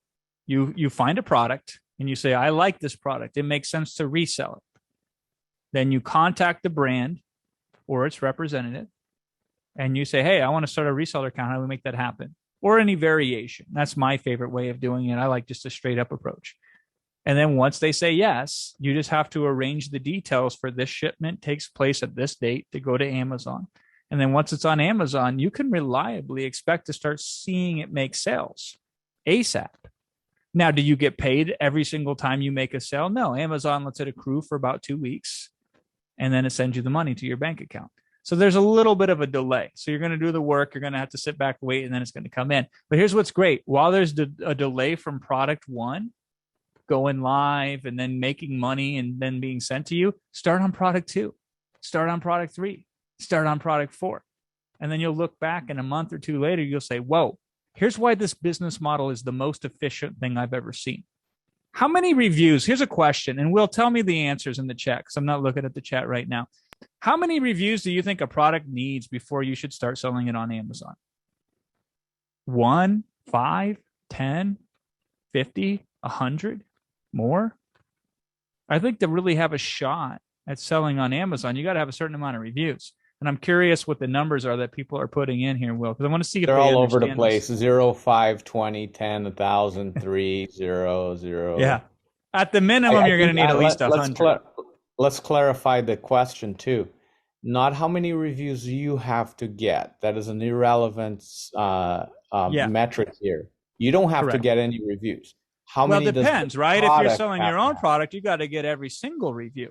Right. If you're selling somebody else's products, then you don't have to get any reviews. And so if you're thinking about it, it's like what it would take to build a brand is going to be a massive amount of many, many months, if not many, many years of effort and trial and error. With this thing, you can automatically start selling a product instantaneously, just like that. And if you want to sell a product and you like it and has 1,000 reviews, congratulations, you now have 1,000 reviews.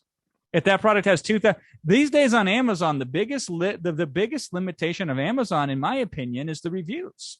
A brand new product, even if people find it, they're going to be hesitant to purchase it if it doesn't have any reviews. This is why I love this model, because you don't have to get the reviews. The reviews are already gotten. They're already there. And so you're going to resell these products and they already have all the reviews you need. You're going to need at least 100 reviews probably on most products. Now, it's a blanket statement. There are exceptions, certainly. And I wouldn't stop the product that I would want to sell as a reseller based on a number of reviews. I measure whether I want to sell this product or not based on its profit potential. Meaning this product already sells 6,000 units per month. If I were a reseller, I could get 600 of those units myself. If I make $5 per unit sold, I make $3,000. Sign me up. I don't care if the thing has 1 review or 10 million reviews, right? But in general, the things that make products sell well on Amazon are things like reviews and things like established presence on Amazon. How long does that take? If you're doing it on your own, the answer is it takes forever. If you're tapping into the wholesale formula, it's done. It's like time traveling. It's already done for you. So the return on investment to this is the single fastest return on investment I can think of for really any business model that is also scalable. I think the difficulty, Jason, of getting through, like when you first teach somebody about this model, and we were guilty of this ourselves as well for years, actually, and not really understanding. The beauty about this model is that in every other business model you can think of retailing something, a product, you find something that like, wow, this thing sells really well. And it sells from this location, from this vendor at this price. And then you have to determine how to sell a similar product for about the same price in the same way, trying to get the same traffic to your website and so forth, or trying to get a particular number of reviews.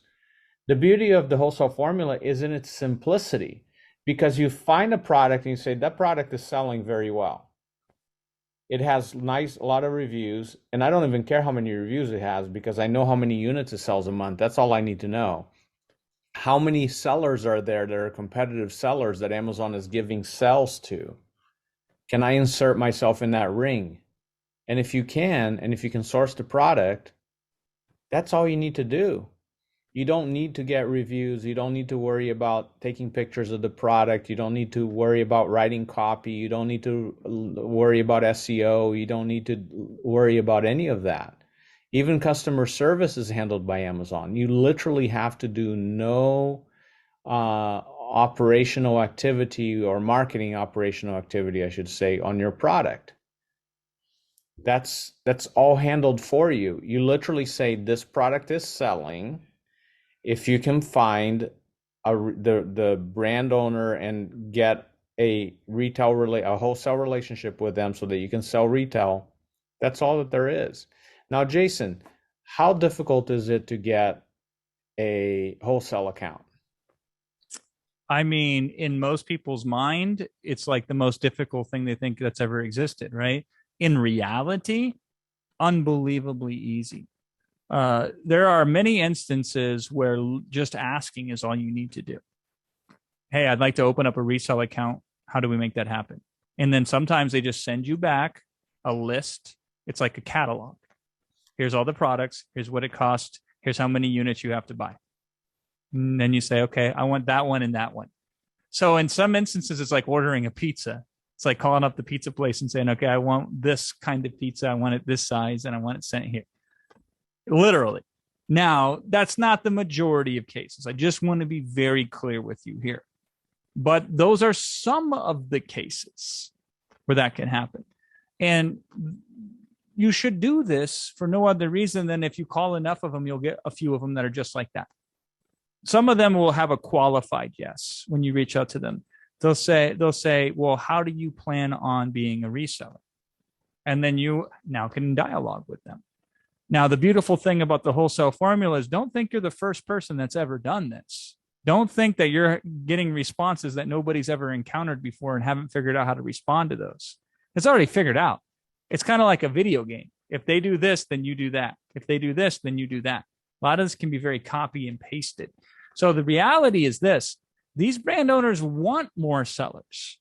More sellers equals more profit. It's not you're not selling them on pick me, pick me, pick me.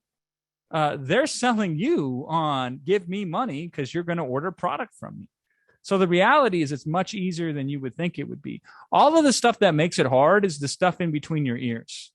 It's you talking yourself out of a good opportunity.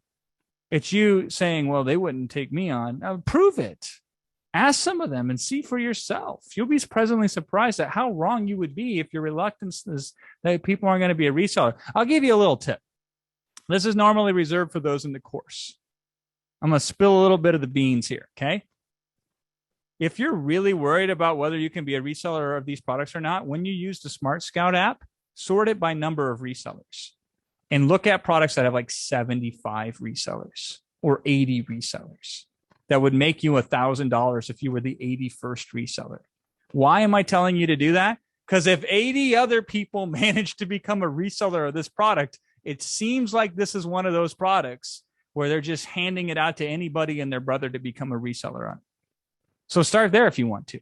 It is way easier than you think it is. The hardest part we have to do to help people succeed with the wholesale formula is convince them that they can become resellers, even if they're brand new, even though they've never done this before, because we know the reality, because we've seen it too many times, and so we know it's true. And that's I want you to find out. I want you to try it out. Quadwin.com. Ryan asked a good question. I wanted to answer this. He says, and I'm going to read it off my phone here because we'll send it to me. Ryan says, I'm in debt $11,000, working hard to get myself out of it. It is hard to decide if I should add to my debts and hoping that this works, or if I should try to figure out from this webinar on my own and not add to my debt burden. It's a good question. So obviously you have to invest in something to get out of debt. Would you agree with that statement? Doing what you've always done isn't going to automatically undo the debt that you've gotten. So you have to operate fundamentally different to get out of the debt that you created. Now, how do you normally get out of debt? Well, the way most people attempt to get out of debt is they somehow take the same amount of money that they're bringing in and then save it and apply it to the debt. It just never really works out that well. Fundamentally, I understand it. Supposedly, you're going to reverse this debt with the same amount of money as the debt continues to pile up because of compound interest and all that kind of stuff, right? So that doesn't really work. So you got to come up with a business plan that says, I am going to increase my capacity to earn money so then I can pay off my debt. So you have to invest further. The other side of things, and I'm not saying that I necessarily agree or disagree with this. This is just a thought experiment here. Whether you're in $14,000 in debt or $11,000 in debt, does it fundamentally change anything? Debt is debt, right? When you're underwater, do you say, well, I'm 12 feet underwater versus 16 feet of underwater? Does it really make a difference? No, you still can't breathe either way. You don't even know the depth at that point in time. You just know you're underwater. And so how much debt is fundamentally different between 11,000 and 14,000? I don't know. It's a personal decision on your end. But I do know that most people that are in the situation that you're in who've been successful, they were able to invest in something to increase their earning capacity. So then the question to you is, if not this, then what? Is there something out there that is more attractive than this? Is there something out there that is more supported than this? Is there something out of this that ticks boxes in ways that this doesn't tick boxes? And my guess is the answer is no. And I can say that with a high degree of confidence because you know what Will and I do for a living? We scour the internet to try to find deals like this. See, the way we work with the wholesale formula is they bring us in to be their exclusive marketing partners. So they don't have to sell the thing. Guys like me sell the thing for them, which is wonderful because then they can do the thing and they can teach the thing and we can sell it. And Will and I, we're really good at marketing. And you know what our big secret is that makes us so good at marketing? We start with the very best products on the internet. So think about it this way. This is how most marketers work. They're terrible chefs, and then they hope to get good ingredients. We find the best chefs, and then we bring them the best ingredients. And so the way that we do marketing is we start with what's the product for its category is head and shoulders clearly above and beyond the best compared to the rest. And then you know what Will and I do? Before we ever write one piece of advertising or create one marketing funnel or any of that stuff, we sit down and say, what kind of bonuses can we bring to the table now that we know we have the best? Let's back the best. And this is why you see a bonus package like this. This is freaking insane. It is insane what you're going to get for free when you sign up at quadwin.com. And so that's where I'm coming from. I would not let my current financial situation limit me. If I wanted to say yes to the wholesale formula and I was in your position and it made sense for me, I'd say yes, regardless of what my assets or liabilities would look like in a spreadsheet. If it makes sense, it makes sense at negative $11,000, or if it makes sense, it makes sense at positive $156,000. Hopefully that helps you make a decision. Quadwin.com. Ashley says, why would the brand not just directly sell on Amazon? Thank you for asking that question, Ashley. I was wondering when that was going to come in. Here's the real answer. And then I'll tell you an answer that will probably satisfy you better than this. Here's the reality. The real answer is they just don't. I don't know why. I really don't. Okay. I don't know why the water is wet. I just don't know. I don't understand why the grass is green. You could explain it to me, and I still wouldn't really know. It's because of this chloroform and because of this atmospheric blah, blah, blah. We just know the grass is green. We just know that water's wet. Why don't brands do this? I don't know. I really, at the end of the day, I don't know why they don't do it. Okay, now I have theories. Here are some of the theories that I will propose to you, because I know they don't, so it doesn't matter. You feel me on that one? It doesn't matter because they don't, period. Now, here are some of the theories, and I've proposed them already on this webinar. Theory number one is they're too busy. They're already doing too much. If you could trade places with these brands for a day, you would look for people like you to come along. If I could transport you into the brand owner, your first thought would be, damn it, I want some resellers to take all this stuff off my plate. That would probably be your knee-jerk reaction, because these brands are doing everything under the sun. Selling a product in one distribution channel is only one small thing on their to-do list. So if you can do that for them, they're happier. That's the first theory. The second theory is old dogs, new tricks, as I talked about before. I mean, trying to even explain to them how Amazon works, watch their eyes glaze over. They don't want to take it on. They don't want to figure out something new. They had to go through so much new stuff as they were coming up. The last thing they want to do is go back to school. And again, they're happier that they make money having you do it. They would rather have you take profit and them taking a small portion of it and you taking a larger portion, because that's net new profit to them. So they're okay with that as well. Now, Dylan and Dan will tell you in the course, so they'll tell you if you see them at a conference and you could sit down with them for lunch, they'll tell you specific individual stories of individual brands. Like they'll tell you about the guy where they saw a product and they called him out and they discovered that this brand, quote unquote, is one inventor who just likes to create weird golf inventions. And he just sells it out of his garage. He doesn't even care too much about the product and how well it sells. He just likes to invent the products. So he's happy when other people can sell them. And there are many, many brands that have made millions of dollars where the guys are eccentric or they're inventors. They're not even into commerce that much, but they've created these really cool products, or they've just developed a name. Selling is beneath them. They don't want to get their hands dirty in retail. God forbid they actually have to come in direct contact with an actual customer. They just rather sell 20 dozen to you instead. So those are some of the reasons, but I don't need to know any of the reasons. The reality is you can look at on all of these products when you go on Amazon, look at how many resellers there are. Go on any listing, start noticing the amount of resellers. Look at the better the product sells, by the way, the more likely there are more resellers. Go to Amazon's top 100 list of their 100 best sellers. The more resellers are, the more money that product actually makes. And this is what brand owners want. They want more money. And so more resellers equal more money. So hopefully that helps you make sense there. The other question, and I'm surprised this hasn't been brought up yet, Will, or maybe it has and I missed it, is, well, if everybody starts reselling these products together, then doesn't that invalidate the opportunity? Like if we all go out there and we all start cutting this one money pie up for this one product, isn't there not going to be enough to go around? And maybe people are now starting to finally get it, how big Amazon is. I can't really wrap my head around it. Amazon is so big, it's hard to even fathom. Like this is like if we took 100 people and we evacuated the United States and only put 100 people in at random, you could walk for a lifetime and never bump into another person. That's how big this is. That's how huge this is. This is why these coaches that you're going to get access to that are all at least 6 figures, if not 7-figure sellers, this is why they're willing to coach you as they do their own business. Because the business, there is no real competition. The real competition is convincing people that they can be a reseller. That's the real competition. And most people, 9 out of 10, will not believe in themselves enough to accept that. So I hope you're the 1 out of 10 who do believe in themselves. So that's the first part of it. But then the second part of it is the business becomes so hands-off.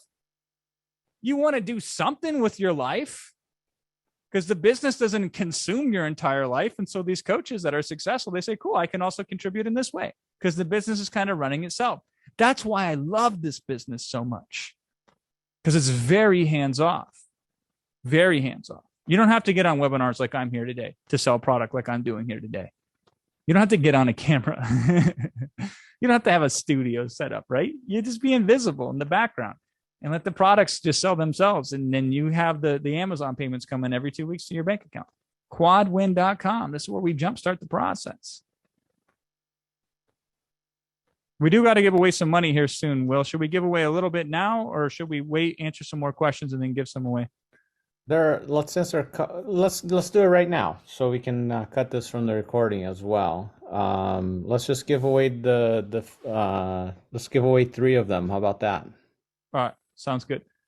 $300. All right, so what I'll do then is I'll ask a question. You can answer it. You in the chat. Any answer is good, whether it's right or wrong. And no then we'll randomly. There. What's that? No pressure to answer correctly. Yeah. And then we'll just randomly pick somebody that, based on the answers, we'll just randomly pick whoever answered. Only one answer, though. If we later go back and look, and we do, and see that you put in like 15 answers for this question, then you lose the money. You don't get it sent to you. All right. So question number 1. The formula to calculate the profits in which a product is sold. How many parts of the formula are there? 1, 2, 3, 4, 5. The product profit formula, when you could look at a listing and say, I just need to know these X number of things. And then I could tell you how much that profit makes. Or how much profit that product makes. So go ahead and put in the answer there, and then we're going to pick from that. We're mostly getting it. This is great. Good. That's great. Okay, I'll allow a few more seconds for that. Yeah, remember to just answer once. If you answer multiple times, you'll be disqualified. Nice. Okay. All right, Jason, I'm going to scroll randomly. I'm going to look away here. I'm going to scroll up and down. I'm going to come up to a number. All right. Stop. Scott K. Scott, what I need you to do, and this is only for Scott K. If your name is not Scott K, you don't do this. Scott, I need you to give me your email address and phone number where we can contact you. Best email, best phone number for you, Scott K, and we'll contact you to give you $100. Go ahead and ask the next question, Jason. All right. So the answer to that was 4, by the way. So you times 3 together and you divide it by the bottom number. So price times units sold per month times profit margin divided by number of true resellers. Now, if you have the bonus, number 1, you don't even need to know the formula. You just push a button. Okay. So there was a 3-step process for this that I showed you earlier. The 3 steps to make this formula work. Give me the names of one of those steps, of those 3 that I showed you on this webinar here today. The 3-step formula. Go ahead and put it in there. So one submission for this question. So if you answer the last one, answer this one, but only answer it once. Wow, a lot of answers, a lot of different answers. Hmm. Yeah, I mean, there are multiple options, so it's different answers is good. That's right? good. I like the spread, right? All right, we'll give another 15 seconds. It doesn't matter if you're not seeing anybody else respond. Attendees cannot see other attendees' questions and comments. We see them all though. So just type away and you will see our replies to you, and you will see your own. So, okay, Jason, I'm going to start scrolling here. Give 5 more seconds for people to answer. And here we go. I'm going to scroll. I'm going to look away up and down, and it's going to stop at Glenn Laycock. Glenn Laycock. Glenn, I need you to give me your email address and your phone number. Glenn Laycock. Give me your email address, your phone number. We will contact you on how to give you your $100. So just Glenn Laycock. Noise. Yeah, and the process is you scout for products for their profit potential, and then you source them and you buy them wholesale, and then you sell them on Amazon. So scout, source, sell. 3-step process. Pretty simple. Really, the third step is it's really a 2-step process, right, Will? Because the third part of the process is Amazon does all the selling for you. Yeah, exactly. You don't have to worry about the. But people like 3s, so I had to come up with a third step in there just to make it the rule of 3s. All right, third question, right? And then we'll give away the third $100, and then we'll circle back at the end and give away another $200. Okay? True or false? Amazon is the biggest store on planet Earth, not just on the internet, but planet Earth. True or false? Yeah, I think this one is unanimous. Good. Which Good. means thankfully everybody understands this. And I mean, we're not giving away the answer because it doesn't matter what the answer. So by how much are they the biggest store, Jason? Bigger every day, right? So when Will and I started on Amazon, it wasn't the biggest store on the internet. It was only the biggest store on the internet. It wasn't the biggest store in the world. But now it's become the biggest store in the world, online or offline. And it's just getting bigger. That's the thing that people don't get is they hear bigger and they automatically think, well, it's reached its ceiling. It's peaked, right? I think, and this is kind of a weird reference, not all of you will get this one, but I used to watch the Flintstones, the cartoon growing up. And there was this cartoon character on it, Bam Bam, right? And Bam Bam was like this young kid. He was only like 4 years old, but he was tougher than his dad and he could beat everybody up and he hadn't even hit puberty yet. I think Amazon is Bam Bam. I don't think it's even went through puberty yet. It's crazy how big it's going to get. That's such a cool analogy. I haven't seen the Flintstones in a long time, and Bam Bam is right. I mean, they literally beat anybody over the head, and they just win, right? Nobody can keep up with them. It is, which is, I think because people understand. I don't think we've ever talked to a group of individuals, Jason, who unanimously understood the meaning of that question and the answer to that question. I think it scrolled too fast, but like as I scrolled, I don't think I saw one false. I think everybody said true, which means people understand the magnitude, which is why I don't think we got that question about like, what if so many people sell the same product? Because people understand the massive nature.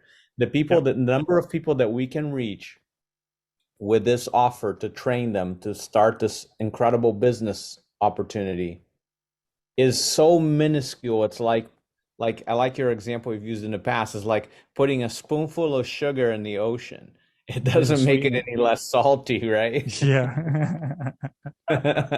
Still can't drink it. All right, let me scroll through here and get somebody. Let's see, I'm scrolling and it's gonna stop. And Mark Bevel, Mark Bevel, if you can type your email address and your phone number, Mark, we will get you $100. Remember, there's 2 more $100 prizes coming, so stick with us. We'll give those away in a little bit. In the meantime, there are still a heck of a lot of you here. There's almost 700 people still here on this webinar, and we will do our best to answer all your questions. If we've missed your question, there's hundreds and hundreds of you and only a few of us here. So forgive us if we missed it. Just type it again and we'll get it to you. Yeah, and you're going to have to probably type it again because when we ask these like true false questions and stuff, it pushes the chat all the way out. So we can't scroll back and see old questions and troll through them again. So if you could kindly put it back in, we're here to help at this point in time and make sure the right decision. I'm okay with a no. If it doesn't make sense, it doesn't make sense. I don't want you to get enrolled in something that isn't making sense to you. What I don't like though is the maybe. And this is why Will and I, even though we've sold millions and millions and millions of dollars on the internet, and frankly, I don't necessarily need to work anymore to support myself and my family. This is why we stay here, because the maybe is the thing that I'm afraid of when you get stuck in the middle, and that disease of indecision. And so oftentimes the things that we say maybe to, we later know we should have said yes to. And that's what I don't want to have happen here. So better you ask your question to help you make the decision that makes the most sense for you, a decision, a no or a yes decision, than to get stuck in that maybe or that I'll think about it kind of thinking, which is just, anybody who's ever told me they're going to think about it doesn't think about it. It's like, oh, cool, you're just going to do the opposite of it. Because if you want to think about it, well, what do we need to think about? Well, let's think about the questions that you have and let's see if we can figure them out. Now, I've done this for a living and I've helped many, many people get started on Amazon. And so if it seems like I know the answer to your question, I do. You might not want to hear it, because here's the challenge with this. If you're only making $50,000 a year and you know you could make $500,000 a year, but you're like, oh, man, the responsibility that you have to take on to go from a $50,000 person to a $500,000 a year, you're like, I'll just stay at 50, even though I know I'm capable of 500,000. That's what gets you. That's the scary part. And so I get why it's a bit of a challenge, but we're going to sit here and we're going to work through this, because if you know you should do this, and I understand that some of you here know you should do this, if we just got to say it's going to be okay and we got to just give you a little bit of reassurance, I'm totally okay with that. Because what I also know to be true is when that countdown timer hits 0 on quadwin.com, you won't be able to get in. Your decision will be made for you. And then if you come back later and you want to get in and you can't, it's heartbreaking. But rules are rules. We got to set a deadline in this thing so we can take the people that are on and go forward with them. We can't leave this open forever. Quadwin.com. Awesome. Couple of really good questions. I'm glad people asked them again. I'd seen them earlier, so I'm glad to see them again. What about supply chain issues from China? Here's another beautiful part of the process. So many of these concerns and difficulties and hurdles and obstacles just get removed when you deal with this particular business model. You are not, for the most part, not to say you're prevented from, but for the most part, if you're selling in the USA, you're going to find wholesalers in the USA.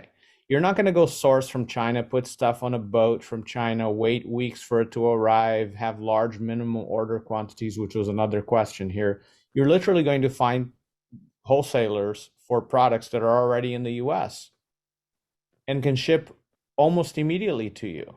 That's the beauty of this model. You're not going to be dealing with sourcing from other countries, having to ship internationally, and all that other complex stuff, because it's not that it's extremely difficult to do it, but it is another hurdle. And let's say you find a product and you really like the opportunity, and you've discovered that the supplier can only ship from China or from somewhere else in the world. I would honestly say, until a point where you're a pro at this and you already have a good solid income stream, I would say, put that on the list to do later. Just forego that product for now, because you don't need the additional complexity of having to do freight forwarding and customs entry forms and all that stuff. Not that hard to do, but why would you do it? Why would you do extra work when you don't have to? You're also going to learn to not fall in love with any product, because that makes it really difficult in any business when you fall in love with a product. There are going to be so many opportunities in front of you when you start scouting for products that you simply don't have to go. If there's any difficulty in the process, let's say you call a vendor 3 times and their phone line is busy because they don't have multiple lines or whatever, or they don't have call waiting or anything like that. Just give up, go to the next one. Like, you don't have to worry about it. There are going to be so many for you to choose from. Minimum order quantities. This is another beauty of it. For the most part, and this can vary depending on the product, the minimum order quantities that you're going to go after for this business model are pretty low. And usually they have to do with how they come in a carton. For example, Depending on the size of the product, so many units will fit in a carton or a box, a shipping box. And that is your minimum order quantity. That can be half a dozen, that can be a dozen, that can be 2 dozen, 24 units or 36 units if it's a small footprint product. And usually the wholesaler doesn't want to open up a box and take 3 units out and have a box that's not complete. They want to ship to you as a complete carton so that you have those units. And usually that is how minimum order quantities are determined.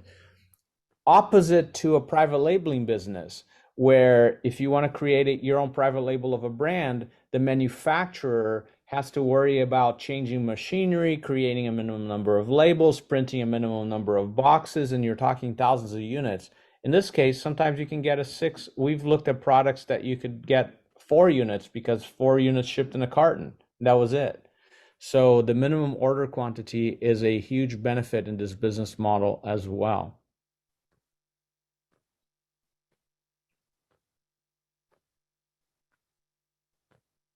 Yeah, so how much money do you need to get started? Jason, let's talk about that. Beyond, above and beyond, what is the recommendation for above and beyond the cost of the course? Yeah, it's not a one size fits all answer. I'll give you one just for the sake of some people like to hear it. I say $1,200 above and beyond the investment in the wholesale formula. And that is a lot of cushion. That's like if you want to have a ton of breathing room, if you're the unluckiest SOB who ever walked planet Earth. So that should give you enough to invest in your first order as a reseller. Should give you enough to take care of all the miscellaneous little things like, a Seller Central account that you need to turn into a pro account, which is like $40 a month. You don't have to turn that on right away, but you got to turn that on before you begin selling. Little nickel and dime things like that. Now, the reality is there's a size that fits anybody's budget. If you want to do it on $300, you can. If you want to do it on $150, you can. Now, here's why I don't lead with that. Because you might have to pass over 7 products that you should probably resell to find that 8th product that would meet that narrow lens of I only want to do this on a $150 budget, right? That's why I like to have a nice cushion there. Because if I come across some products that I really like and they're like, $800 to invest in as opposed to $300, I'll do it. But if you only literally have $300 to do it, then you gotta be limited by $300. So you'll pass by some income streams at first, and that's okay too. So the real answer though to this is I haven't met a person yet who couldn't make this work. Budget be damned. And I will tell you another thing. You might not be comfortable with this, but the fact is the fact. If you have a slam dunk on your hands that if I order X of these, it's going to turn around and make me Y, and it's almost a certainty, ask somebody to go in on that product with you. And you'll be surprised at how quickly people will say yes to that. You'll say, listen, here's what I did. I ran this number over here. And if I were to resell this product, it would make Y number of dollars per month. Now I have to, as I've talked to the brand owner, and the brand owner says, I can resell this product. So we know that's going to happen, but I need this much in order to order the inventory. Are you game? Be surprised at how many people would say yes to that. So maybe you have to work with somebody initially on the capital, and that's just on your first product. After that, you take the profits from that, and then you could go out on your own if you want to. So don't be limited by the resources you have on hand in terms of cash. Be limited by your resourcefulness, which is infinite. And it's really a matter of, are you willing to be a little creative if need be in order to open up the gates of financial independence? And I think we know the answer to that. And that can begin the journey at quadwin.com to get you started. Let me address the opposite side of that, Jason. What if you have a whole lot of cash to invest? Let's say you want to, you have, let's make up a number. I have $50,000. I'm just going to throw at inventory. What would you say to that person? Don't. This isn't a business where more money equals better. You get no additional advantage of having a slush fund to start this business with. I would still recommend you would limit yourself to $1,200 for your first order, if not less, because the reality is if it doesn't work on a small scale, you shouldn't have to require a large amount of capital to make it work. Knowing human behavior like we do, what happens when people have too much money on hand is they end up having too little brains. They don't do the diligence like they should. They don't follow the process. They want to quit. They want to cut corners. They want to go against it, knowing full well they're going against it because, hey, it just looks good. I want you, if you have a lot of money, to operate as if you have a little amount of money. And why? I want your success story. It's very clear. Here's why I want your success story. A, it makes me feel good because I'm contributing to helping people out of a tough situation. But B, it makes my job easier. When I can say 960 students have sold over $1 billion, and we can verify that, makes it a lot easier to sell the product. Wouldn't you agree? So the more success stories I have, the easier this is to sell. So I want you to be successful. And part of that success means you follow the process. And part of that means you don't go out there throwing money this way and that way because it's not going to give you any advantage. Having money will not give you advantage in this scenario. You just need enough to order that product, validate that one product. And if that works, order the second product. It might get you there a little bit quicker because maybe you could order 2 or 3 products at once instead of one product. But please do it under the actual formula provided to you. This is not open to interpretation. There isn't creativity involved in this business model. The model is very clear, right? This isn't something that you get inspiration from. This is something you follow. It's a formula. You follow it precisely and specifically. And that's all you really need to do in order to make this thing work. I wanted to answer Laura's question if I could here, Will. Yeah. Laura says, I've already invested about $16,000 in a private label product. And then she says, with a certain company. It's been about an 8-month process so far, and I'm expected to be live on Amazon in about a month or 2. I'm very unsure whether my product will sell. Yeah, that's a problem, right? Can I also do wholesale with a separate Amazon account in my name? Okay. You can also do wholesaling. See, here's the tough situation that I'm in, and I'm glad you brought this up, Laura. By the way, I think Laura was smart to do what she did. Given the information she had at the time, making that decision, I think, was a smart decision. If the only way you could work on Amazon was to do private label, I would recommend you do private label. If that was the only way you could ever sell on Amazon, because being on Amazon in any way, shape, or form is better than not being on Amazon. Because Amazon is where all the action is. It's where all the money flows to. It's where all the opportunity is. So she made the best decision she could at that time with the knowledge that she had. With that said, though, I would still recommend the wholesale business. Even if you are the staunchest, most excited, biggest advocate of private label, adding wholesale to it will only make it better. Because, by the way, while you're waiting for your private label to go live, and while you're then having to determine if it will or won't work based on further steps that you need to take to hopefully get that product in the right places so the right buyers can find it, right? You're hedging, are you not? Doesn't that make sense? You're hedging.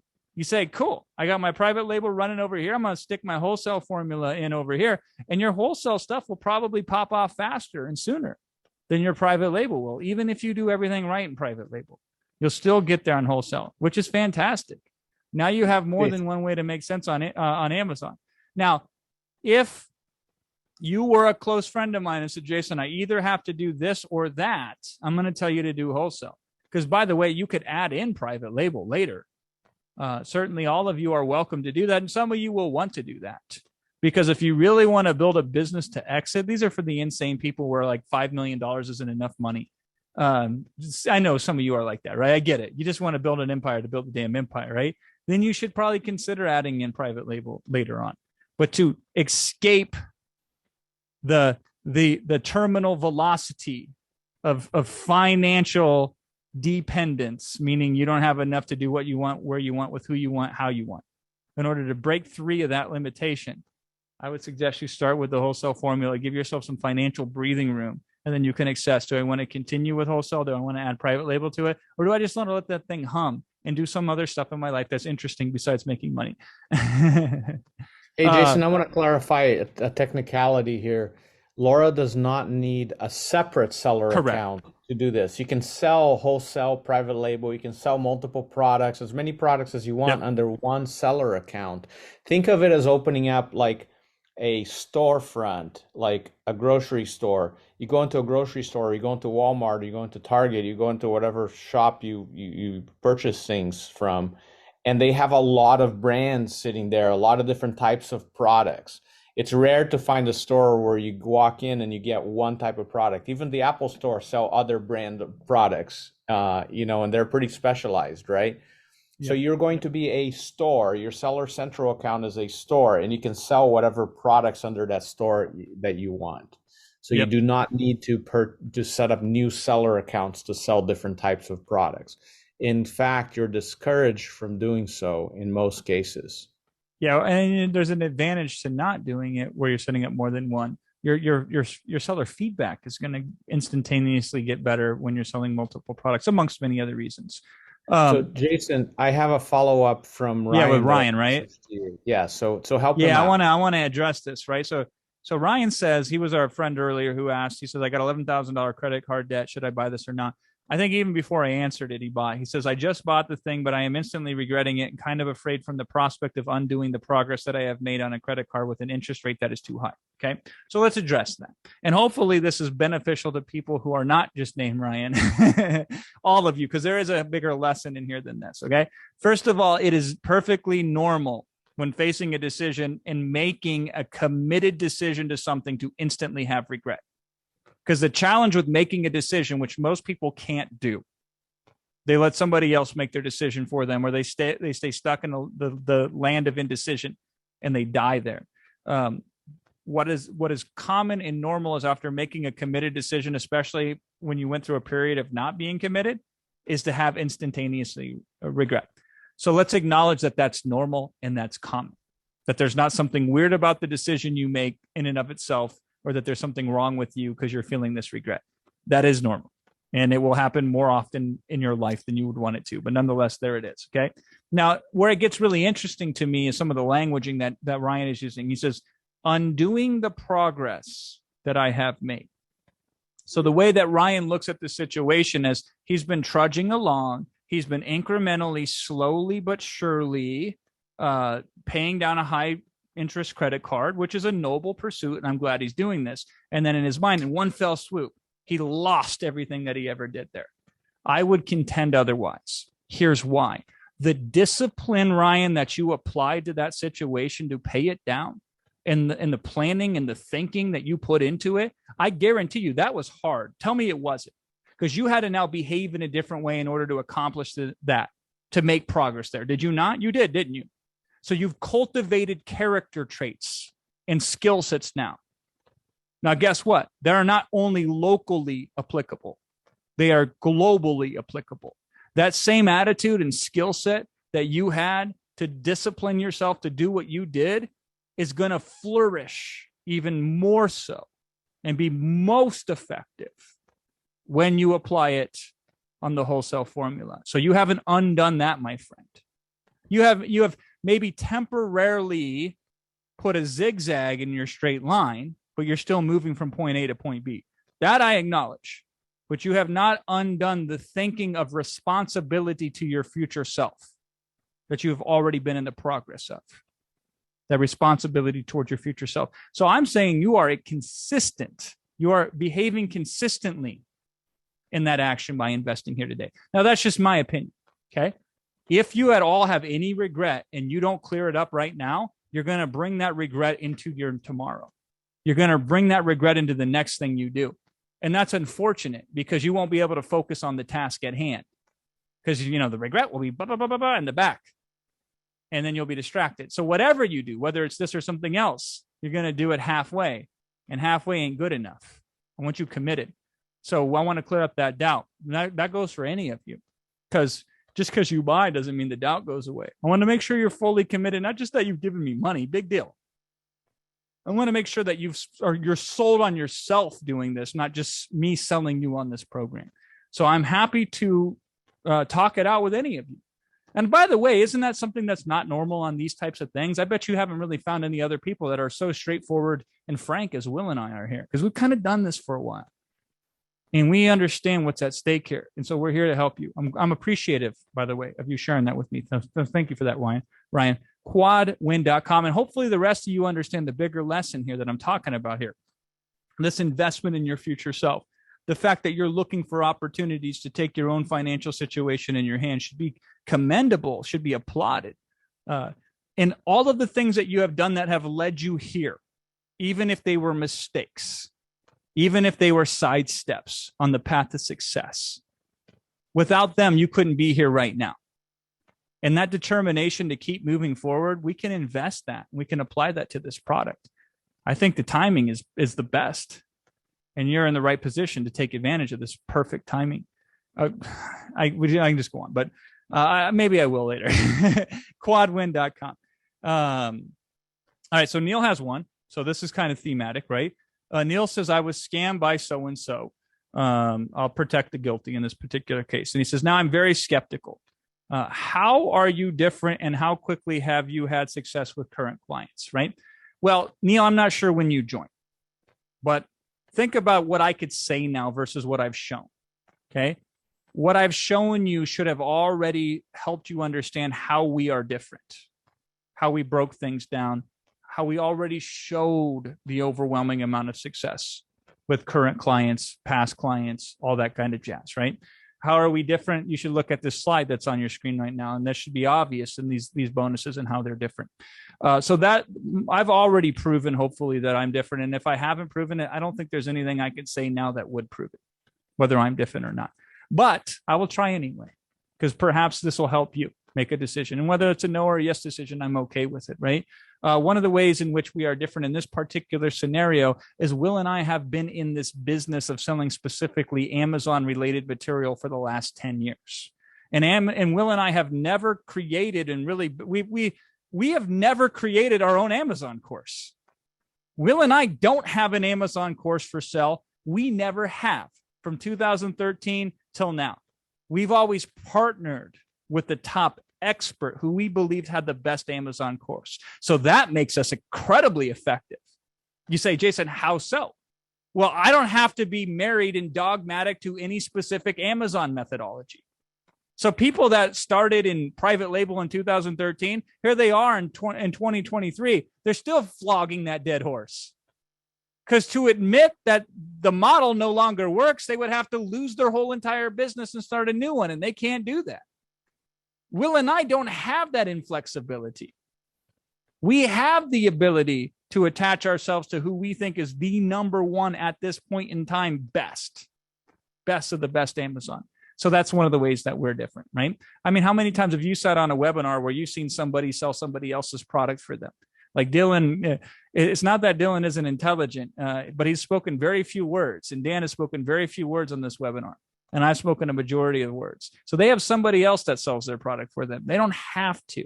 And we do it because we are looking for the best, because our core mission at Rapid Crush is to find the very best products and put them in touch with the very best people who are most likely to be successful with those products. That's our business model. And so those are just some of the ways in which we are different. The fact that we sit here and stay and talk with you and address the hard questions is one of the reasons that we are different. Quadwin.com, when you go and you look at that page is different. That whole page is different. The fact is that Will and I, here's what Will and I know. Here's what we know about you. Maybe not you specifically, Will, but maybe you. But most of you, here's what we know about you. We know that if you're this close to the perfect thing that can completely change your life, there's still a good chance you'll say no. Because it gets scary to make a decision that says, I'm going to improve the quality of my life. And the easiest thing you could do is nothing. And so Will and I know that some people will cheat themselves out of the life-changing opportunity that will completely change their life for the better, because they're like, man, we got to do math. Jason showed the formula. He showed it earlier. And even though it takes like a minute or two per product in order to do it, that's a minute or two. That's a lot of time. If you add it up, if you did that for 30 products, it's 60 minutes. And what if I accidentally type in the wrong number on the calculator? Or worse yet, I freaking hate math. So the fact of him bringing up math triggers post-traumatic stress disorder for my third grade math teacher. So Will and I say, hey, listen, we're going to go build an app to do the math for you. And we're going to spend God knows how many hours at this point. It's been a lot. Back and forth and this and that and testing and tweaking. All of this just to automate a process that you on your own could do in 2 minutes. just so you can now do it in 0.2 of a second. The good news is now you have 500 products that you can look at just like that, as opposed to 5 or 10. Is it overkill? Probably. But that's the degree of seriousness that we go at this. If we can save you 1 minute here and we can automate it, we'll build a whole tool that will do that. Or we'll find somebody and we'll talk them into giving their thing away for free. And we'll figure that out. And we go to bat for you. But see, we can't do it all for you. I can't do your push-ups for you. I can't chew your food up and swallow it for you, right? But we try to take the attitude of, if you take 1 step, we take 10 steps. You take 2 steps, we take 20 steps. And we try to partner with people like Dylan and Dan and the Wholesale Formula, who are also proven in the marketplace to do the same. Not that they have the slickest website, not that they have the best packaging, not that they have the prettiest faces, right? But who's winning with their formula? And the answer, as far as I can see, is more people with their formula than any other formula that I could find on Amazon by a country mile. Quadwin.com. Forgive me for the rant. Dylan, we're going to ask you a technical question here, and we're only going to answer this because it has come up so many times. But let me just make a blanket statement before Dylan answers this. Any technical type questions, and I don't mean technical as in technology, but like how to this, and does this work this way, or does that work that way, how to do X, Y, or Z, you are going to be taught from literally A to Z everything that you need to know. If you had never heard of Amazon in your entire life, you would still be able to do this because they're not going to assume any prior knowledge. So all you have to do is follow the step-by-step formula, and you will have a business built based upon this model. Dylan, a lot of people asking about ungating categories. For those of you that don't know what that is, Amazon only allows a certain type of seller to sell a certain type of product. For example, supplements and things like that. You have to be approved by Amazon to sell them. Talk about ungating categories and how do you cover that in the course? Yeah, and I saved a question here. It was from Greg. Greg asked it in this way. He said, aren't most all categories blocked for new sellers? And the answer is yes, they are. And that's actually a huge advantage for you. And that's the beauty of the model that we do and that we teach here. So for you to get ungated, what's called ungated or unblocked from those categories, what Amazon requires from you is something called a wholesale invoice. And how do you get a wholesale invoice? By selling wholesale. So the wholesale selling model is actually Amazon's preferred model for what they want people to be doing on their platform. Do they want more people selling more junk from China? No, they want more people selling legitimate, authentic, branded products on the platform. And so they reward you just by doing this business model, right? And so you can sell in any category on Amazon with the wholesale business model because you will always have the wholesale invoices where Amazon opens the door and says, yep, you're exactly who we want to be here. So yeah, that's exactly how it works. And we show you exactly what to do and how to get those and how to present them so that you are unlocked to be able to sell in any category. You can literally it's ridiculous, but like you can literally go through our program, learn how to do that, and then sell your Amazon account because it's more valuable than just the one that someone could make off the street. So it's a huge benefit. Talk about exiting a business and selling a business. I'll throw it out to Jason or Dylan or Dan, whoever wants to take that.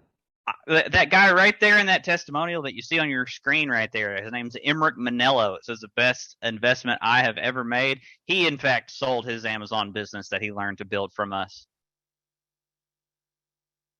He sold it for over $400,000. It only took him 2 years to build. 5 years before he did it, he didn't even know how to speak English. He moved to America without knowing how to speak English, taught himself English, took our program. 2 years later, sold his business for over $400,000. You know, Dylan, why would anybody buy a business like that for $400,000? Yeah, in his particular case, and I say he sold his business, and that's actually not a great way to explain it. He didn't sell his business technically. He sold the rights to a wholesale account that he had, which is even better. So what he did, he got the rights, exclusive pricing for a rock candy product, selling a candy, and he was making really good money, over 6 figures a year, just selling that product, that brand, and nothing else, just rock candy. And you know who wanted to acquire the rights to that wholesale account from him for $400,000? It's like $450,000. A candy company. So that's in his case, that's who wanted to buy from him. A larger candy retailer. Yeah, it never surprises me how many people will just buy it. And I'll tell you why they buy it, because they think that it's cheaper to buy it than to do it themselves. And in most instances, that's correct. But in this instance, it would be easier for us to sell like people a $200,000 business and do it that way than it is for them to think that they can do this on their own. They literally think that it's too hard to contact a brand. They literally think that it's too hard to go out there and start selling it. So that's the number one reason people will buy an Amazon business. Will and I know so many people, man, and they spend hundreds of thousands of dollars. They get these SBA loans from the government, and you can't fix ignorance with a loan. So they don't understand the model and they lose it. But people would rather pay you a whole bunch of money to buy a business than they would pay a small amount of money to learn the business. And I think there's a huge opportunity of those of you who want to exit. You could build a business out of churning these around. You start them up, and if you want a whole bunch of cash quickly, sell it. So spin it up, get a little bit of sales going out there, and then put them out there. I will tell you right now, it won't last this way. Amazon businesses are like the Beanie Babies of the business world. People are overpaying for them, and they're caught up in the mania right now. People want an Amazon business. So if you ever did want to position it for exit, you certainly could. I think most of us, though, we're better off if we're just having a nice little passive income stream and then adding a product here, a product there. By the way, Dylan, you just reminded me, when we were going through this, looking for products, one of Dylan's favorite products is this to resell. As an example, is these mix match pens, right? So I bought them. So they just showed up the other day. They're like assorted miscellaneous pens. You could sell that on Amazon. You can sell anything on Amazon. It's incredible, the opportunity that exists here. I had a couple questions that come in that I wanted to address that Will had sent over to me. And my cat broke in here too. So if you see him, that's why. Margaret says, joined up, incredibly nervous, totally out of my comfort zone personality, paycheck to paycheck. I wanted to bring that up. I know that's not a question, but I just want to reiterate the point. It is okay to be nervous. It is okay to be out of your comfort zone. People think that only if it's comfortable, then I should do it. You know what that leads to? Disaster, right? If I only ate foods that just were comfortable to me, my health would not be where it's at. If I only worked out when I felt like it, then I wouldn't have the energy that I have to enjoy the rest of my life. And so if we want to grow, we do have to feel uncomfortable. The idea, though, is we want to feel uncomfortable in a way that's safe. And I'll tell you, this way is super safe. It's safe not only because of its formula, it's also safe because of the community that you get and the support that is wrapped around this. It is so hard to sell this program. It really is, because it has so much good stuff in it. Like, where do you begin? See, the benefit of selling inferior solutions is they only have one good thing. So that's the only thing you talk about. But I could wax poetic for hours on the wholesale formula, just on the coaching aspect alone, which we barely touched upon today. So you're nervous now, but a lot of that nervousness is going to be eased when you start interacting in the community and you combine that with the methodology, with the wholesale formula. So I wanted to address that. And then Catherine here, she says, Jason, you're an incredible entrepreneur. Thank you.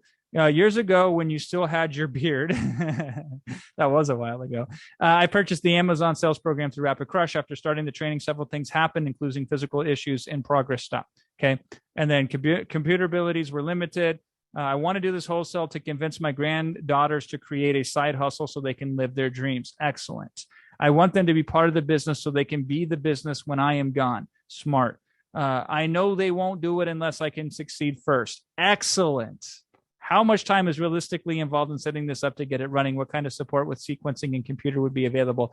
Thank you. You're welcome, Catherine. So first of all, let's talk about it. I think you're asking the wrong question, if I may be so bold to state. You said, how soon can I, how realistically and soon can I get started here? Let me see if I can read it specifically. How much time is realistically involved in setting this up to get running? I want you to be unrealistic. In your particular case, with the circumstances that you've had and what I know about you, I want the attitude not to be a time consideration. I want the visualization of your granddaughters and what's at stake. I want that to be the prime needle mover for you. Forget measuring it in time. Time is a weak measurement in terms of motivating you to be successful with this. I want to measure this with a strong visual imagery of what it's going to be like and what it's going to feel like when you can go to your granddaughters and say, listen, I know you love me and I know you trust me, but I also know you doubted me and I wanted to prove it to you. And I did. And imagine what kind of situation, what kind of emotion and connection that's going to create, what new dimension to that relationship that's going to occur when you do that. So forget time, think that. And when you sit down to start this and you dig into this, have that in mind. And if you have to create some sort of visual representation of it, maybe it's a specific photograph, maybe it's a note, maybe it's a piece of art that every time you look at it, it reminds you of what's at stake, then do it. Because that will get you there faster, by the way, than anything else will.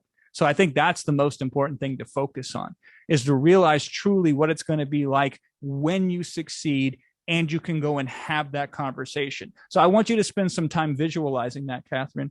I want you to sit down and I want you to close your eyes and I want you to see it. I want you to hear it. I want you to smell it. I want you to feel it, dimensionalize it so it can be as real as humanly possible. And then evoke that imagery each time you sit down and work this business. And there's no better way I know of than that in your particular case to be successful. So that's what I offer to you. And anybody else listening, I think it's important for you to recognize what I just did there too. Because some of you, and I love you, you're asking the wrong questions. You're focusing on the tail, thinking it wags the dog. The real questions that I would be asking if I were in your position, and we have seen them being asked too. So just let's take a little second here, a little side journey to figure out what's the question, what's the $1 million question versus what's the nickel question or the dime question, right? The nickel and dime questions are procedural related. Certainly we could answer those and we will answer those. You know, can I do it this way? Can I do it that way? Can it be purple? Can it be green? Can it be red? That kind of stuff, right? The bigger questions are, listen, why should I do Amazon versus something else? What makes the wholesale formula distinct compared to other Amazon models? Will this be viable in the next 12 months? What will the future of Amazon look like? Can Amazon get too big and somehow invalidate this model? How could I screw this up with all these bonuses and with everything given to me? How could I still mess it up? Those are the big types of questions that are the most important to answer, or even specific questions like, I did X, Y, and Z, and it kind of looked like this, and I wasn't able to make it work. How can I make this work? Or the question of, I've never succeeded ever in my life in any business activity that I ever done. How can I ever feel that I could even be successful, even with the best business model? Those are the types of questions that I think are the most important to ask. And you can ask them in a variety of different ways, because it all comes down to here is the fear that I'm going to spend a bunch of money and spend a bunch of time and not be better off. And that's a warranted fear. Because 9 times out of 10, or even 99 times out of 100, when you take a business course, that's the conclusion. That's what typically happens. Because real talk, it is hard to start a business. And I talked about this in the introduction. You probably don't remember it, right? You got to have a product, but not just a product. You got to have multiple products. They can't just be any old product, though. They have to be good product. They have to be quality product. So you got to have that. You got to have some sort of conversion process, meaning some sort of sales channel, meaning some sort of sales page or product listing or web funnel. You need something that sells the product, because nobody knows if the product is good or not until after they buy that. That's why they need the marketing. They need the perception of the product being good. So you got to do that as well. Okay. Then you got to drive traffic to it. So you got to have people come to your web funnel, quote unquote, and then they got to go through that funnel. And at the other end of it, they got to decide to pay you money to buy a product. And then hopefully they like the product and they're happy with it and they stay your customer. And in order for that to be done, they need trust. So how do they get trust? Well, you need to have certain credibility, you need to have certain authority, and on and on and on. Are all those things worth doing? Yeah, they made me a multimillionaire. They're totally worth doing, but they're hard and they take a lot of time and expertise. And the wholesale formula doesn't neglect those things. We've just creatively been able to leverage them with the least amount of effort possible. So we pick products that are already successful on Amazon. We know we know that the funnel, quote unquote, works. However, people are finding them on Amazon and buying them, whatever process that is, they're already doing that. So we don't have to be expert copywriters or expert salespeople, right? We know the traffic is already there because Amazon has created it and it's funneled it to that listing. The trust is already there because Amazon is who they trust. They already have their credit card on file at Amazon, so they can one-click purchase it, right? So it's not that we pretend those things aren't issues and we ignore them and we build a business that neglects those things, because that's disastrous. But at the same time, we figure out ways for you who may not be expert at any of those things to still succeed. And this formula allows you to do that. This is why we're so high on it and we like it so much. Quadwin.com is where you go to sign up. Okay. Dylan, I have a question for you. A lot of folks here read the email invitations to attend this training, and we talked in some of those invitations about this being a recession-proof business. Now, in my opinion, only the most unrealistic, talk about realistic versus unrealistic, right? I think only the most unrealistically positive thinking people believe that there isn't a recession coming, because it's coming. Everybody else on the planet who's a normal thinker, I think, understands that we're about to hit some hard times, not just in the US, but globally. Let's talk about what happens in this type of business model during a recession, why this is, as recession-proof as we can get. Yeah, so let's think about it. And a lot of you that are here lived through the last one that happened. And that was really a global recession as well. So when the recession happened last time and when it will happen this time, think back. What'll happen is some of the first things to go will be physical retail stores, physical retailers, because what do physical retailers and physical retail stores have a lot more of than an online seller? Overhead, right? They have to pay for rent. They have to pay for utilities. They have to pay for employees. They have to pay for so many things that make it more expensive for you to operate a physical retail store. So they're some of the first to go in a recession. And so big companies, big businesses, big retail stores will close.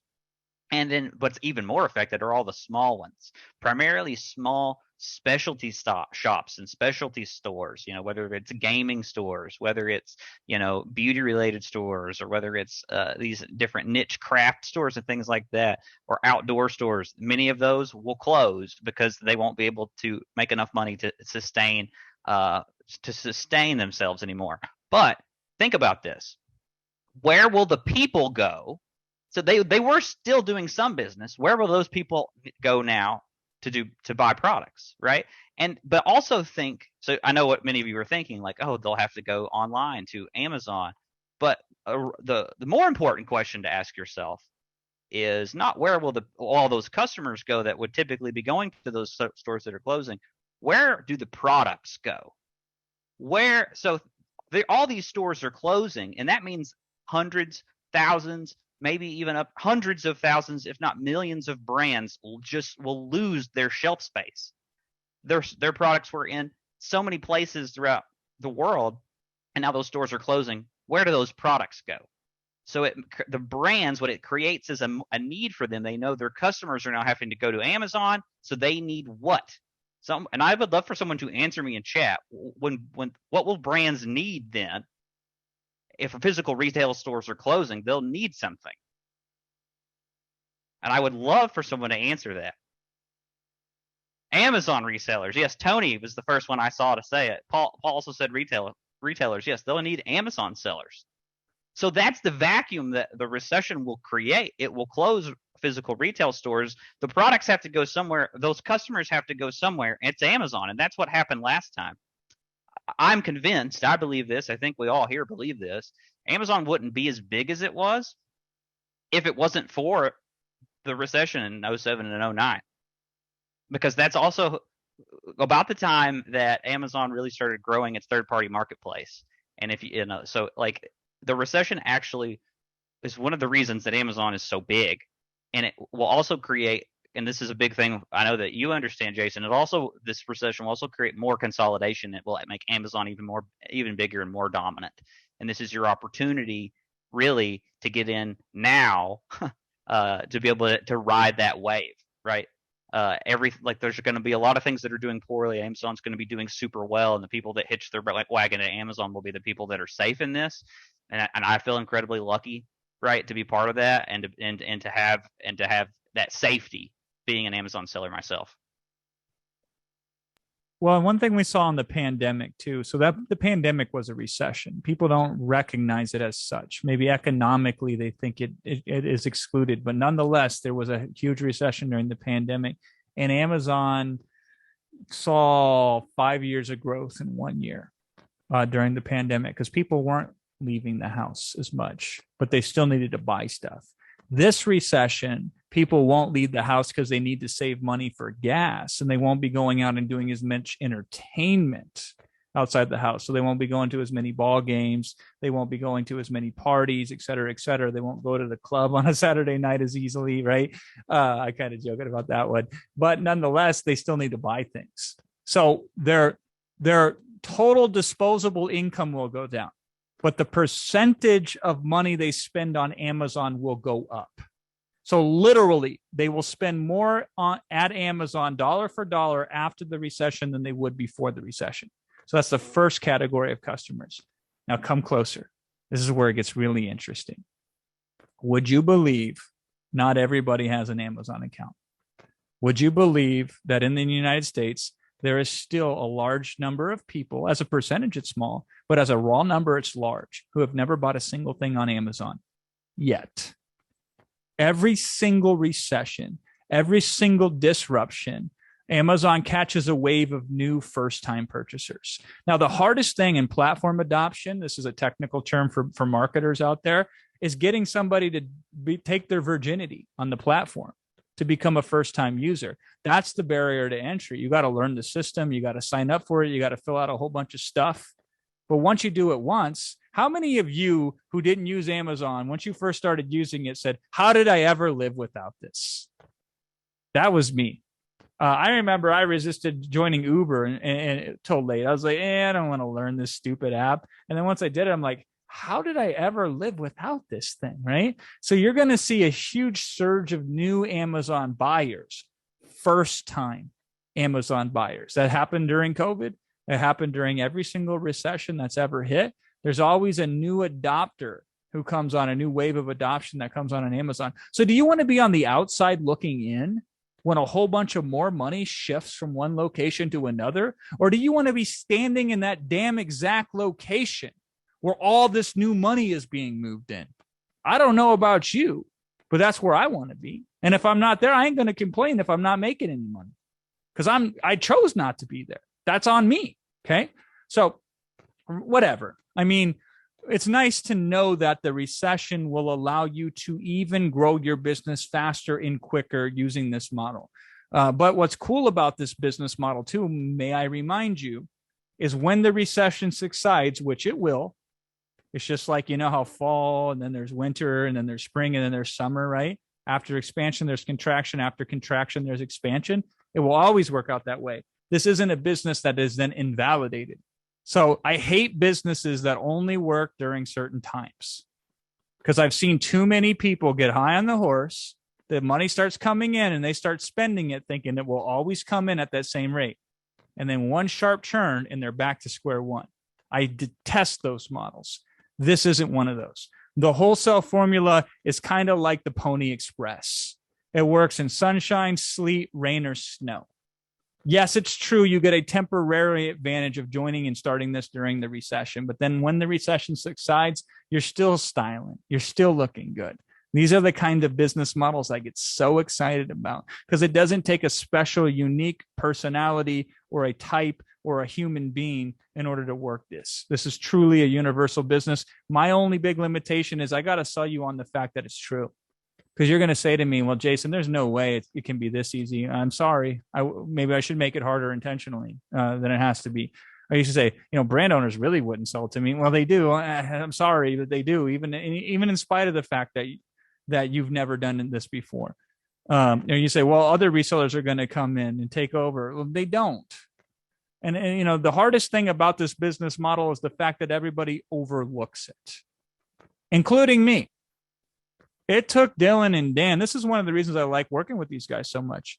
It took them 3 years before I took their damn phone call. I mean, Dylan was practically sending like a satellite dish spy to my house to try to figure out a way to get in touch with me. He had friends of friends contact, reach out, everybody he knew that I knew who liked me to try to get a call. And I didn't look at it, not because I didn't like Dylan. I just was like, we know Amazon. We understand it. This is what we do. And this is what we're sold on. The moment I finally looked at it, and I looked at it simply because I got tired of his relentlessness at which he approached me with it. The moment I saw it is I'm like, damn it, I screwed up. This is the way, and I missed it. I wrote it off. So I can totally relate to you writing it off at the beginning, but I can't relate to it now that we sat there and we've examined it, because hopefully you've had the coming to heart that I've had. I had to put aside my own ego and my own pride and saying the way that I had before isn't as good as this way. And then we instantaneously switched, though, because Will and I, we're okay with that. If we find something better, even if it hurts us personally to admit that we didn't invent it or that we overlooked it, we still adopt it right away, because we're in the business of helping our customers, and that business is finding the very best thing for them. So we'll admit, hey, we got a new kid in town. Let's put it to work. And that's why we've gone exclusively with these guys. And this is why we're so excited to go out here and do this with you and get behind it with all this pomp and this tenacity. That's how much we believe in it. Quadwin.com.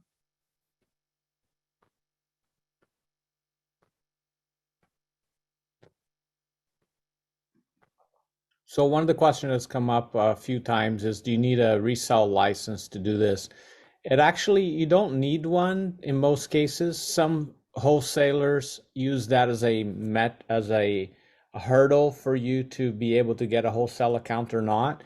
The good news is that a resale license, depending where you live, can either range from free to like $20 or at the most $50 for you to get one, and it's super simple. Most of places I know you can get them online. You don't have to do much to get one. So again, this is one of those types of questions that Jason was talking about. Is very, very specific, and it is all covered in the course. You're going to learn about all this in the course.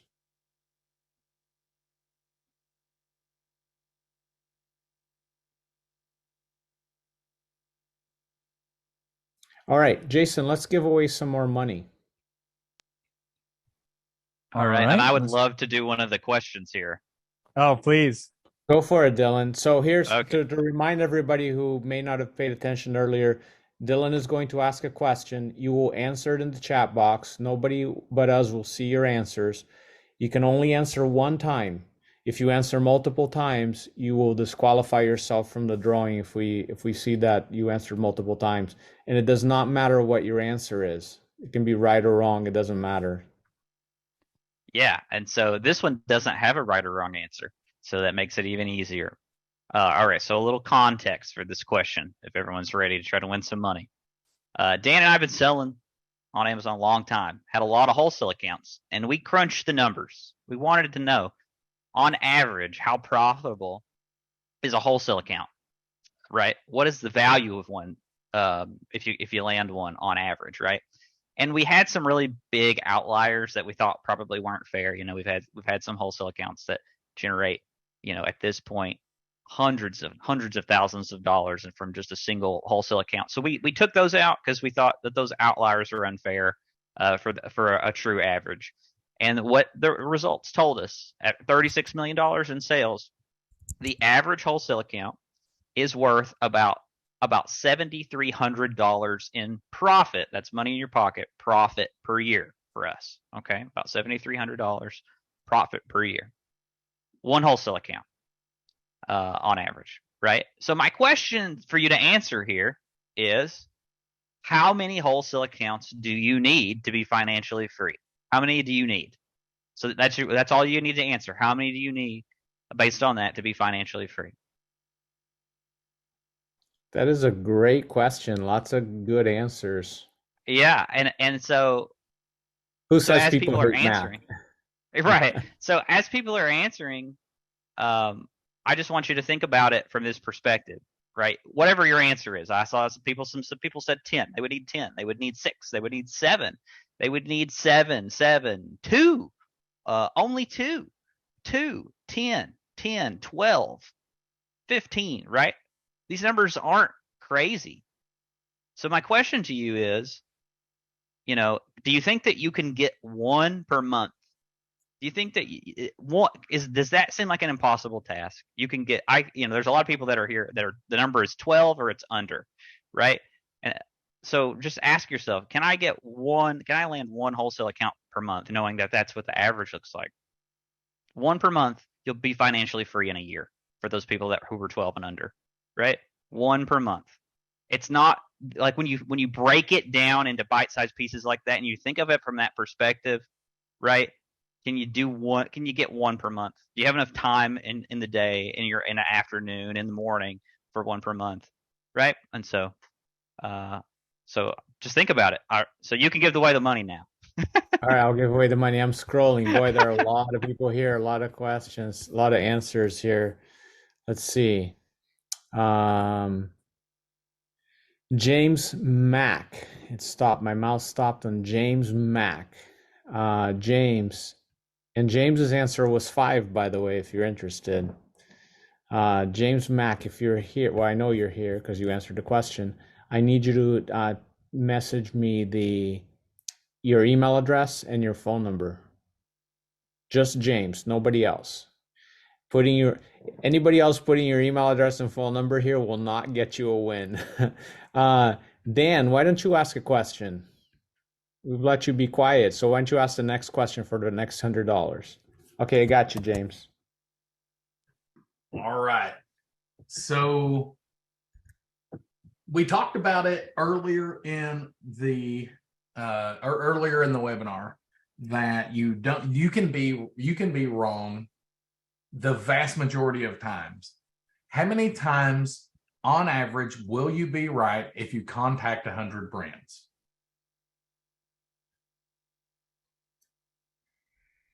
Wow, good memories here. Good. People paid attention. A lot of good memory. A lot of people who paid attention. Good job. Yes. Awesome. Okay, we'll give them another 30 seconds to. Why don't you answer that question, Dan, while we were getting the feedback? Because it doesn't matter what they answer; they're still qualified for the prize if they get selected. So why don't you talk about it and why? Right. The answer was 7, and that may vary. For us, we've been doing this for years. Our average is substantially higher than 7. So it's one of those things where over time you get better at it and you'll close more accounts. And the more accounts you close, Dylan already talked about that. For us, an account's worth on average about $7,300 per year. So being able to close, reach out to 100 brands and go through that process and close 7. I mean, that's over $50,000 a year in income right there. Right. So to me, it's one of those things you talked about it earlier, Will, and Jason talked about it. The hard part of this model is to keep going more often than not. It's to be able to be told no and continue to move forward with a positive attitude. So like the question I would have for people in the chat, I can't ask it right now because unless you've already made your selection, Will. No, I haven't. You go ahead. Just ask anyway. We'll scroll through it. Just give it. But the question I would ask the people in the chat is, if someone told you that you could make an extra $50,000 a year by being told no 93 times, would you do it? Would you go out there and be told no 93 times to be able to make $50,000 or potentially make $50,000? And again, we got a whole bunch of smart folks in here, right? Can I be told no about 97,000 times? Would that be okay? Right. It just makes me want to be told more, right? Like I'm perfectly being told being told no 970 times. And let me but the issue, let me select a winner here, and then I'm going to talk a little bit more about it. Okay, hold on, that wasn't even on the question. My mouse is scrolling too fast. So one of the answers, Celeste Caparel, sorry if I'm mispronouncing your name. Celeste, if you could give us your email address and your phone number in the chat. Most people hate getting told no. Yep. But the reality is that they won't get told 97 no's. They'll probably get 60 or 70 no responses. That will be the no. Like they won't even get a reply, which means that those no's could also still be, they're still considered maybes in my mind.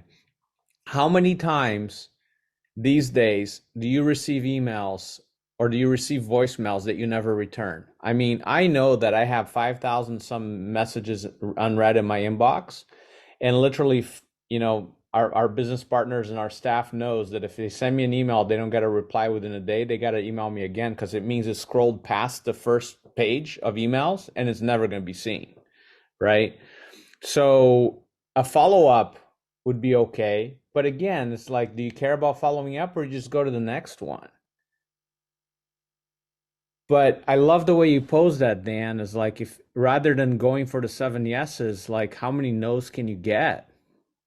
Because eventually you're going to get yeses.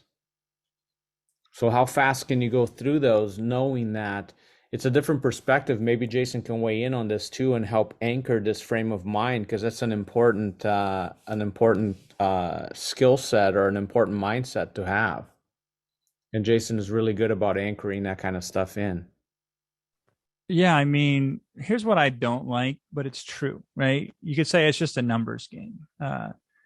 And I don't like that, because it diminishes what's really at stake here. While it's true that if you are an emotionalist robot and you just dialed for dollars, it is a numbers game. And like 3% of the population under those conditions, that's all they need to hear. They're out the door, they're rocking and rolling, and they're making a big amount of money. They just need the right plan. And this is the plan that would work in that situation here. But I always like to dig deeper and to understand, well, what's the hesitancy on the no? What is it about somebody who being quote unquote confronted by a brand, if they approach them and being questioned, what's scary about that would then have somebody continue to play small in their life when they're dissatisfied with the outcome of playing small, but nonetheless, they can't break that pattern? What's really going on there?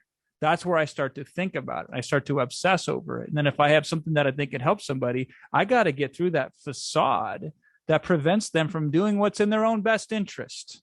Because all of you can logically understand, yeah, I'd take 50 no's, but would you? Would you really? Would you? I don't think you would out of the gate. I think you need the right type of support. So when somebody says no to you, it doesn't hurt. You on your own, isolated, without support, without the right tools, the right resources, the right community, no is devastating. Who are you going to turn to? Who are you going to feel like has your back? And the answer is nobody. But a no inside of a community that you can turn to for support. So you go out there in that scary world and you get a no, and you can go right back to the community and they can support you. They say, hey, listen, that happened to me too. Or they say, hey, listen, this is what we can do about it. Or they can say, hey, really, that's actually a good sign. That no that you thought was bad, the way that they said that no is probably a yes hidden in there. There's a lot of money to be made back there. So here's what you can go and say to them. So a no on the outside, I get it. But you got to remember, you can't evaluate things from the outside anymore when you're on the inside. So when you're in the program, it's a whole different category. And so the emotional support, the safety of the environment, the resources that are at your disposal. You ever heard the saying that success is more caught than taught? This is one of those instances. Once you see it in action on the inside and you can see the success that surrounds you, then it becomes academic. Then a no is nothing. But on the outside looking in, you have no frame of reference for it. So when Will says about anchoring it, that's what he's talking about. So let's put it into the proper context here. You will be able to get enough yeses to fuel the lifestyle that you desire, especially when I see the numbers here, which confirm what I already believe to be true. You're not out there trying to be the next Elon Musk or the next Jeff Bezos, right? Money's a small component of your life. There's other important things in your life as well. You just need enough of it coming in. So you don't have to have like the sword of Damocles hanging over your head. You can live your life free of the anxiety and the worries that finances create so much of it. And you can then spend your life on other more meaningful things, 5, 7, 9, 10, 11 different reseller accounts, right? That's all you need. So we just got to get you, motivated enough. We got to get you educated enough, and we got to get you supported enough that when you go out there, you can be successful. And you're going to fall into one of 3 categories, by the way. Some of you are going to go out there and you're going to get lucky. And I love luck. I'd rather be lucky than good. Love it. I know I can't count on it, but when it happens, I say, mwah, chef's kiss. Thank you for the luck. So some of you, if you contact 100 and 7 say yes, some of you will get your first 7 out of 7 or 7 out of 8 or 7 out of 9. And then you'll look at the rest of us and say, why was this ever even a question? It was that easy, because that's just probabilities. Some of you, it's on the top. Some of you, it's in the middle. Some of you will get a mixture of yeses and nos. Now, it would all break down over a large scale of numbers to be the same. But some of you are going to get the yeses right away. Some of you are going to get the yeses in the middle. And some of you are going to be unlucky, and your yeses are going to come at the end. Okay. I'm fine with it, regardless if it comes at the beginning, middle, or end, because the end isn't that far. The end of this one is still at the beginning of every other thing that you could be doing. So that's the first part of it. But the second part is it can happen so fast, regardless, that it doesn't matter. So we minimize luck. So we don't need luck to be successful. We're grateful when it occurs, but it is optional. It is not required. So even if you have to take it the hardest route possible, I would still advocate for this, and I would still be here trying to get you involved in it and telling you to go sign up, because it's worth doing, even if you struggle with it, even if you are unlucky with it, even if you got to wait a little bit longer. It's still worth doing it. And so that's the way that I would look at this thing. But here's the flip side of it. If you don't want to succeed, then any excuse will do. And hopefully that doesn't come across as harsh. Hopefully we have enough empathy and rapport built up between the two of us so you know where that's coming from. If you're not ready yet, then one excuse is as good as another. So if you say, well, brand owners won't talk to me, and that's what you got to tell yourself, so that way you're okay with not growing your business or starting your business, then I get that. Not everybody's ready yet to take that on. But man, if you're here right now and you've been here with us going on 3.5 hours, and you read the emails and you've done other things like this, I got to think you ain't one of those people. I got to think you're overdue. I got to think you're more than ready. And so this is why we hang in there, and this is why we try to figure this out. And so, yeah, I mean, a no is uncomfortable. I still don't like no's. I still don't dismiss them. They still are scary. But the only difference is I don't let fear choose for me anymore and dictate how I live my life. And I didn't do that on my own. I had to have a community around me to help me. And you probably ain't going to be able to do it on your own either. You will need a community as well. Welcome to the community, quadwin.com.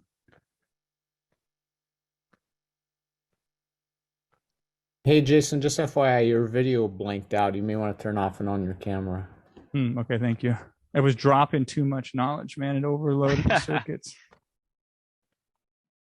I've got another great question if we want to give away another one. Sure, we'll go extra. We gave the 5, but let's do one more because that's how we roll. Hey, why not, right? I think this question's too good not to ask. So it's worth giving away another prize, right? So here we go. This one's a little bit of math involved, so we'll see if anybody can do some fast math. And if you can't, that's okay. Your answer puts you in the drawing anyway. All right.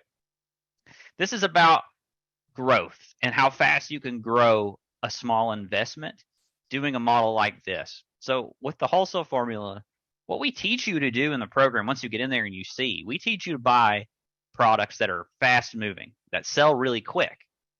and why is it advantageous to sell products that sell really, really fast? Well, the answer is, this isn't the question.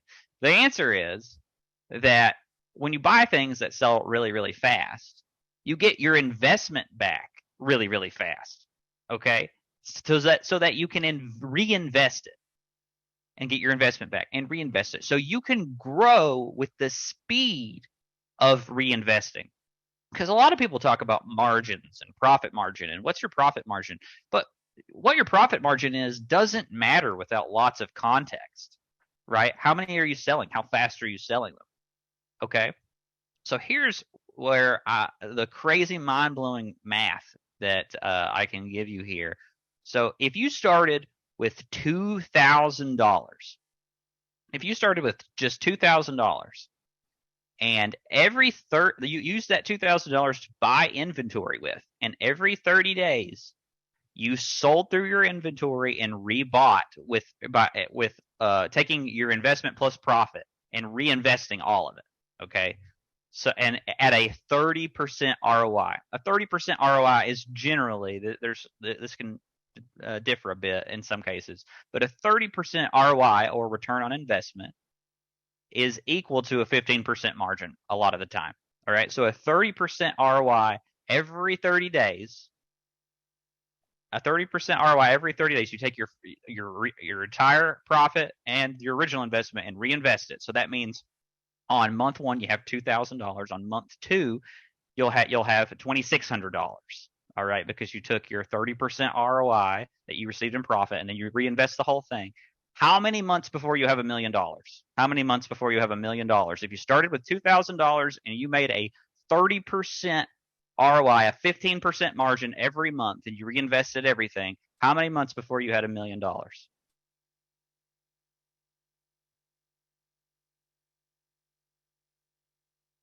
You can do this math. You can check this math yourself. I saw the right answer in there. You can do this math yourself. It's really simple. You take 2,000 and you just multiply it by 1.3, and you keep multiplying that number by 1.3 until you get to $1 million, and it will take you 24 months to get to $1 million.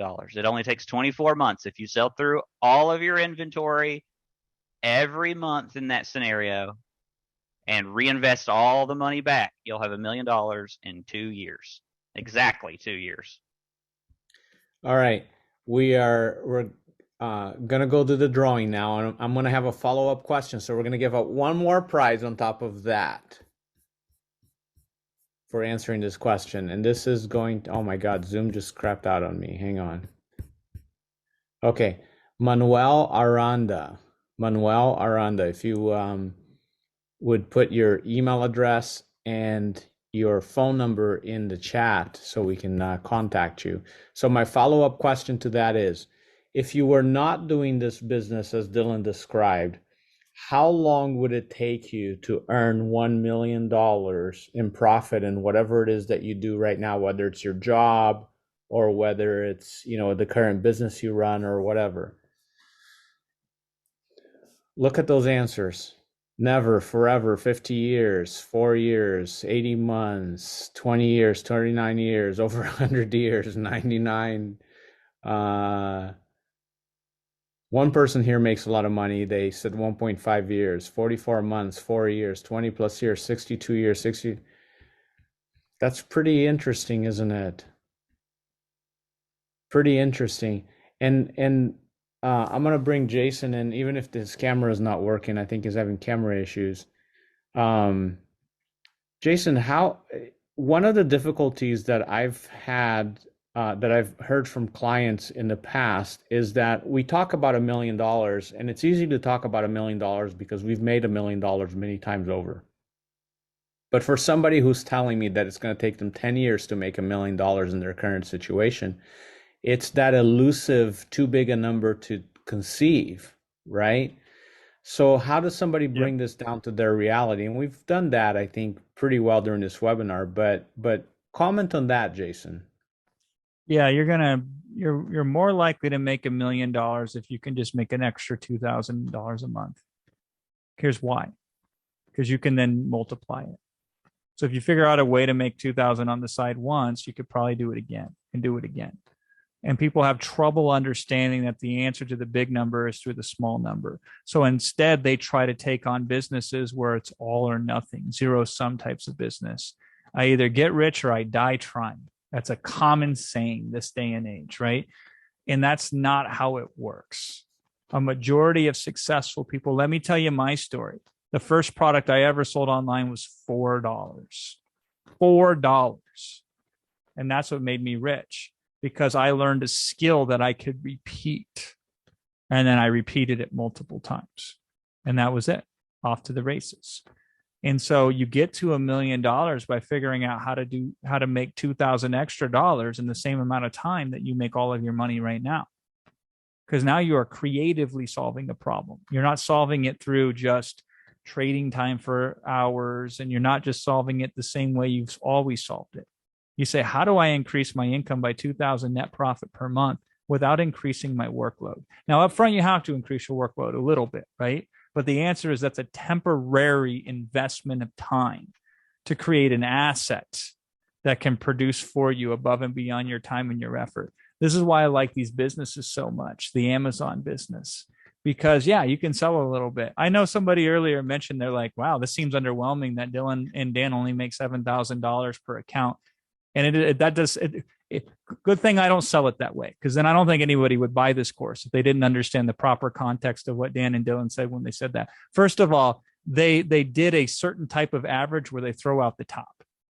And I understand where that's coming from, but it's not an actual accurate representation, because if you go out there, eventually you will get those whales that they get. That's just part of the system. But the second thing is Dan and Dylan are about the most hands-off people I know in this business. So what happens is, as you grow your business, you start trading margin for time. So you start then, if you want to get bigger and bigger, by getting a warehouse, by bringing people in-house to do things, by automating everything and anything under the sun. So Dan and Dylan can open up hundreds of wholesale accounts, or thousands even if they want to, automatically with no sweat off their brow whatsoever. Now they have that benefit because they trade it in, because they pay other people and they have a much larger overhead than you do. So if you want to scale to the level that they've scaled it, they are the experts. They are the black belts here. But if you're a white belt in Kung Fu day one, don't go into the black belt class, right? Start with the white belt class. So your margins are going to be higher in that sense, on a per unit basis, on a per account basis that you can source and that you can sell and get started for. But regardless, it doesn't really matter whether you make $1,000 a month, 2,000 or 3,000. What matters is you can repeat it. And then if you need $1 million, you repeat it to get to $1 million. If you don't need $1 million, you repeat it to the point where you have enough breathing room to think coherently and clearly.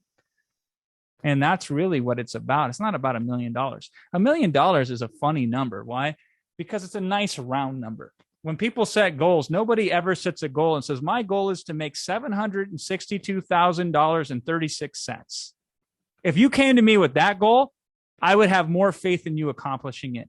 $1 million is just a number somebody pulls off the air. It's a nice fat round number, and nobody's really thought too heavily about it, right? So this is an important thing. After you start this program, put a real number on it. We've seen so many of our clients succeed because they said, the first month I do this business, or the first product I go live, I only needed to make $700 a month, because $700 a month pays down this one thing, and that will increase the quality of my life. And then lo and behold, they figure out how to make $700, but then they figure out they can do it again and again and again, because it only takes a one-time effort to get the profit stream going. And then after that, it's pretty much hands off. So they just start adding another one. And they overestimate what they can do in a month, but they underestimate what they can do in 10 months. And so they don't realize, if I just did this slowly but surely over a 10-month period of time, I'd have 10 income streams coming in. That's powerful. That's how true wealth gets made. And then you'll make $1 million without even realizing it. Yeah, there are things that are realistic and possible, and there are things that just aren't, and it usually comes down to math. If you work for minimum wage, let's say you make $15 an hour, you are capped at your job, even if you were to work 24 hours a day and you did not need to eat or sleep or had take any breaks, you could only make so much money. You are absolutely capped. With this business model and other businesses as well, but particularly this business model, you can keep adding on and on and on, more reseller accounts, more products over time, and it won't take you any additional time or relatively little bit of time to add another account and add another account and add another account and sell a different set of products. So you're not capped at that trading time for dollars. You'll still trade time for dollars because everybody who works or does a business activity is trading some time for dollars, but you're trading a little time for a lot of dollars. And that lot of dollars can become a lot, a lot times two, a lot times three, a lot times four. And that is how you get to whatever number you want to get to. Because if you're working on a salaried position, it doesn't matter how much your salary is per hour or per month or per week. You are capped because you can't work past 24 hours a day. You can't even work 24 hours a day.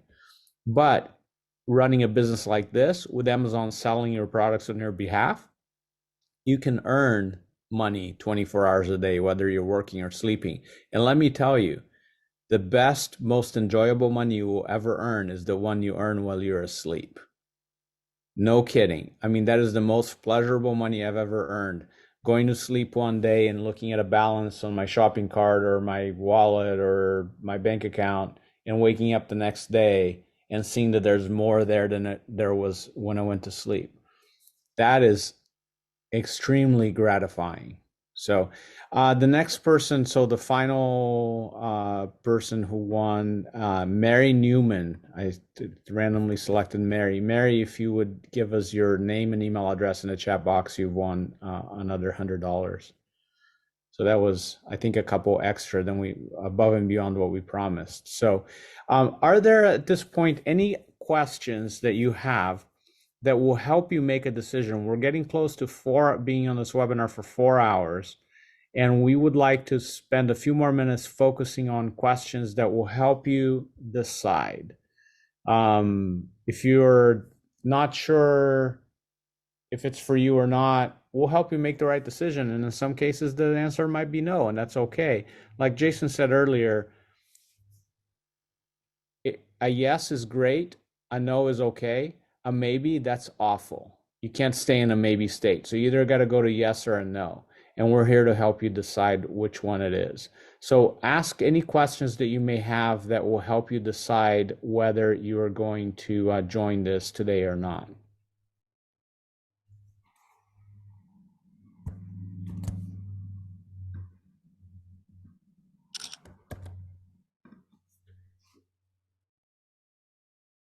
When is the next time the wholesale formula will reopen once it closes down, which you can see a countdown timer on quadwin.com. Traditionally, you've opened up once a year officially and done one launch per year, right? The last public official launch was February last year, I believe. March last year. We did one in August last year. Oh, August, yes, August. Yeah, so we do two. I mean, since we started working with Dylan and Dan, we've typically done 2 a year, and that's not normal. Usually it's 1 a year. We've done 2 a year because the opportunity's gotten too fat, meaning there's so many buyers coming onto Amazon and not enough sellers for this model. On the other side of Amazon, there's too many sellers and not enough buyer for some of these other models, right? But in this particular model, so generally it's 1 a year. We do 2 a year. That could change. I don't know. The challenge is when I hear a question like that, I'll just wait for the next one, right? But is that really what you're going to do? Or is that just a convenient way to put off having to make a decision? For most people, we've experienced this is a false sense of security of I'll just kick the can down the line and I'll make the decision later. When the reality is, if you see the value in this, the best time to start is immediately. There's never a bad time to start something that makes sense, something that you see the upside to and it's unmatchable. The bad time to start that is tomorrow, is waiting on it. So if it does come open even more than once a year, you won't know when. You probably won't catch it, and then you'll miss it again. So we very rarely open it. And the reasoning for that is, Will and I, we have a full-time business. Dan and Dylan have multiple full-time businesses. And most important is the more times you open this, the less times you have to support the members inside of the program. And priority number one is not to you, prospects. Priority number one is to customers. So a majority of time, the focus is spent on supporting and helping customers. And occasionally, rarely, we come out here and we get a couple new customers.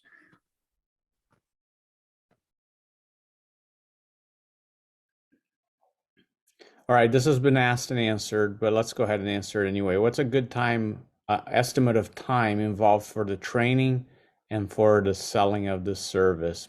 Probably he means doing this business. So what's a good average amount of time? Let's just call it on a weekly basis for an average student. And I hate averages, but let's just call it that, Dylan.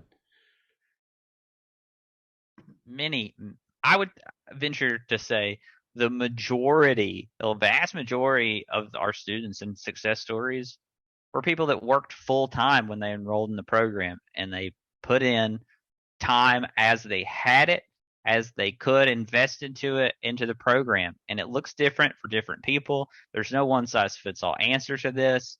I don't know you. I don't know your situation, right? But it's more about, are you willing to commit 1 to 2 hours a day? Then you have then you can make progress and you can make this happen. Absolutely. And if you do a half an hour a day, it'll just take you twice as long. Exactly. It's not, you don't have to commit your full-time energy. You don't have to leave your job. You don't have to, have 7 hours a day to commit to this. It's not how it works. You take steps as you can, as you're able, as you need to, and you make progress that way. Yeah. And this isn't one of those things like pushing a car up a hill. Like if you push a car up a hill, if you're trying to push it up a hill and then you stop, it'll roll back down the hill. A lot of businesses are like that. That's what I think most of this question comes from, is people hear this and they're like, if I'm not constantly pushing on it, it'll roll back to ground zero again. This business is beautiful where you can easily pick up where you left off. A lot of this business is waiting, really. I mean, it doesn't sound that sexy, and it isn't, but a lot of this business is in the waiting, meaning you send a message out there and you wait for a reply. And then once you get the reseller going, you wait for it to be sent to Amazon, right? So you can't force that. You can't make the clock tick faster in those instances. I think that's a great thing because it means you can be episodic. You put a little work in here, you wait, put a little work in there, you wait, put a little bit more and wait. Now, if you say, Jason, I want to speed up the process, am I screwed? No, you just have 3 resellers going at the same time instead of 1. You got 5 different brands you're talking to instead of 2. You know what I'm saying? You just double or triple it. And you say, well, Jason, I don't have the upfront capital to do that. Well, then you got to wait, man. I can't make this perfect for you. The perfect opportunity doesn't exist. There's a little bit of give or take on your situation, but we can right size this to your situation. And it's certainly going to be a better fit for you, in my opinion, than any other one out there. I know it. I know you don't know it because you don't get to see backstage and front stage. You only get to see front stage. I see backstage and I see front stage. I see the successes. I see the befores, the durings, the afters. I see more of Amazon than just about anybody. And I see more courses for sale out there to people like you than anybody, because everybody puts them in front of me and wants me to sell them because they know I'm good at it. And so I see more opportunities than you. I see more of what's going on than Amazon than just about anybody.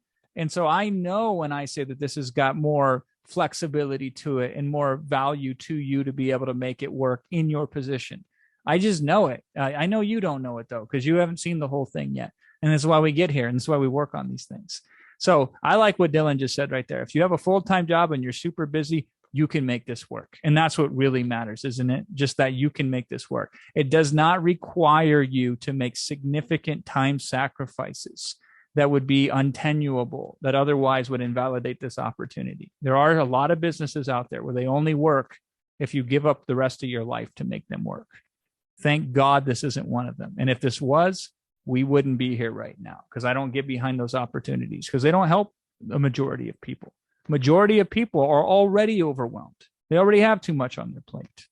And so we look at expertly figuring out the things that don't require them to take on more, that actually allow them to unburden themselves. Because any business you're going to do is going to require certain factors. It's just that these require less of those, and most of these are done for you. Otherwise, guess what you're doing? You're out there driving your own traffic. You're out there creating your own products. You're out there making your own sales copy. You're out there doing all sorts of other stuff that you don't have to do with this model.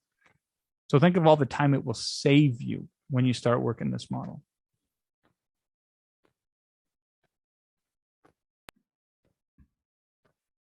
Awesome. Any additional questions that you may have that will help you make a decision? This is the opportunity that you have to ask them so that you can get a live answer from myself or Jason or Dylan or Dan.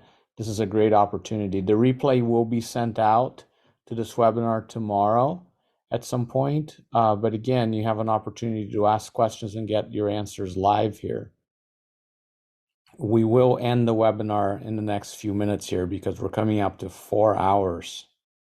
So if you've asked your question and it has not been answered, we still have hundreds of people on this call, believe it or not, 350 people almost. So ask again and we will we'll answer you.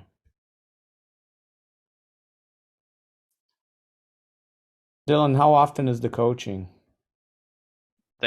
Well, first of all, you have access at any time to there's a forum where a forum community where you can ask a question. You're guaranteed to get a response from a TWF coach within 48 hours. So anytime you have a question, you can ask it and you'll get a response. And then you can meet with them in group calls once a week. There's opportunity every week. Awesome. So the course is released in modules. There are 6 total modules in the course. You get access to modules 1 and 2 right away. And you get an additional module every 7 days after that until module 6 is released. So it takes 28 days, is that correct? 7, 14, 21, 28 days to get all of the modules. And the reason it's structured that way is because they've been doing this for a long time. They've supported and helped a lot of customers be successful with this model. And they know that it is best to release the modules in that specific fashion to allow you to learn something and take action. Unfortunately, a lot of people have the tendency to want to watch the whole thing before they take action. And that just doesn't help you because there's too much information if you were to consume it all at once. Instead, if you take bite-sized chunks, it is way easier and way more helpful to you to solidify the knowledge by putting it into practice. So make sure that you watch the modules that are available to you and then you do the work. And that's how you're going to succeed. Remember, there's a formula. Everything around this there's a formula for. Even the release of the modules and the bonuses, there's a very specific reason for doing it.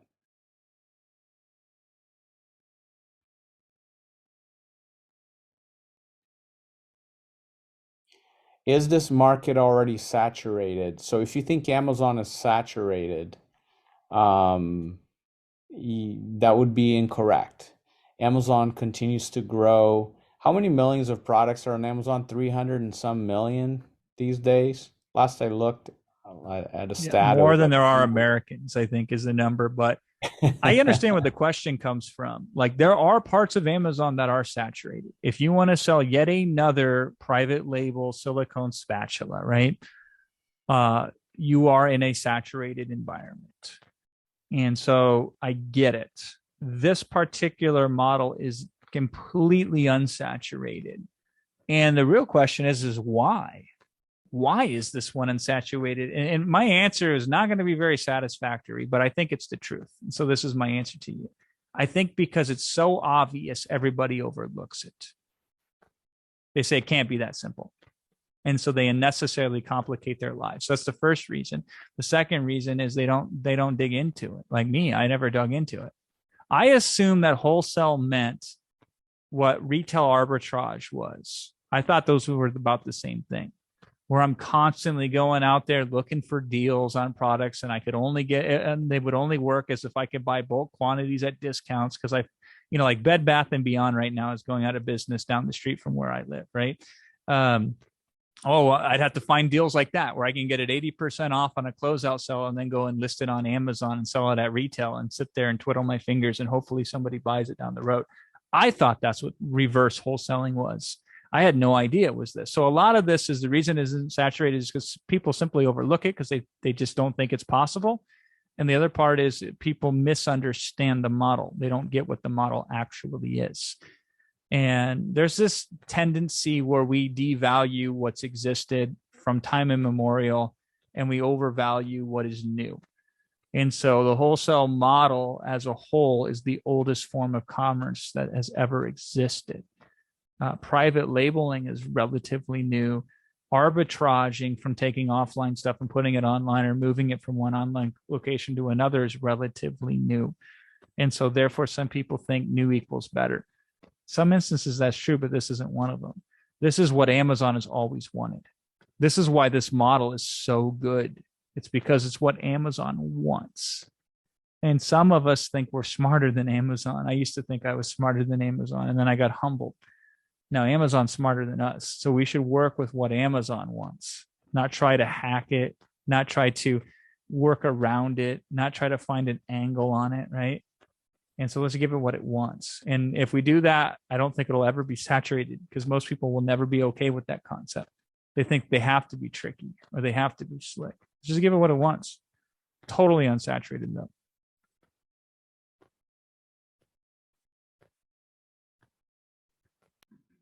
Okay, Jason, I believe we have answered most of the questions that we can answer. I'll give one final opportunity so we can get questions here.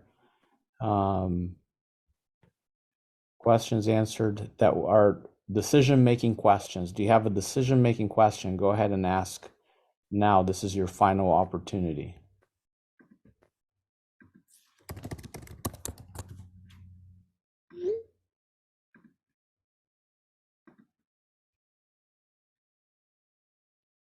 Okay, so Louis asks, how many wholesale accounts does the average wholesaler have active at one time? This is one of those tough questions, again, only because of the word average. I like Jason's example of like, if you and 3 of your best friends were in the room with Bill Gates, the average person in the room is a multi-billionaire.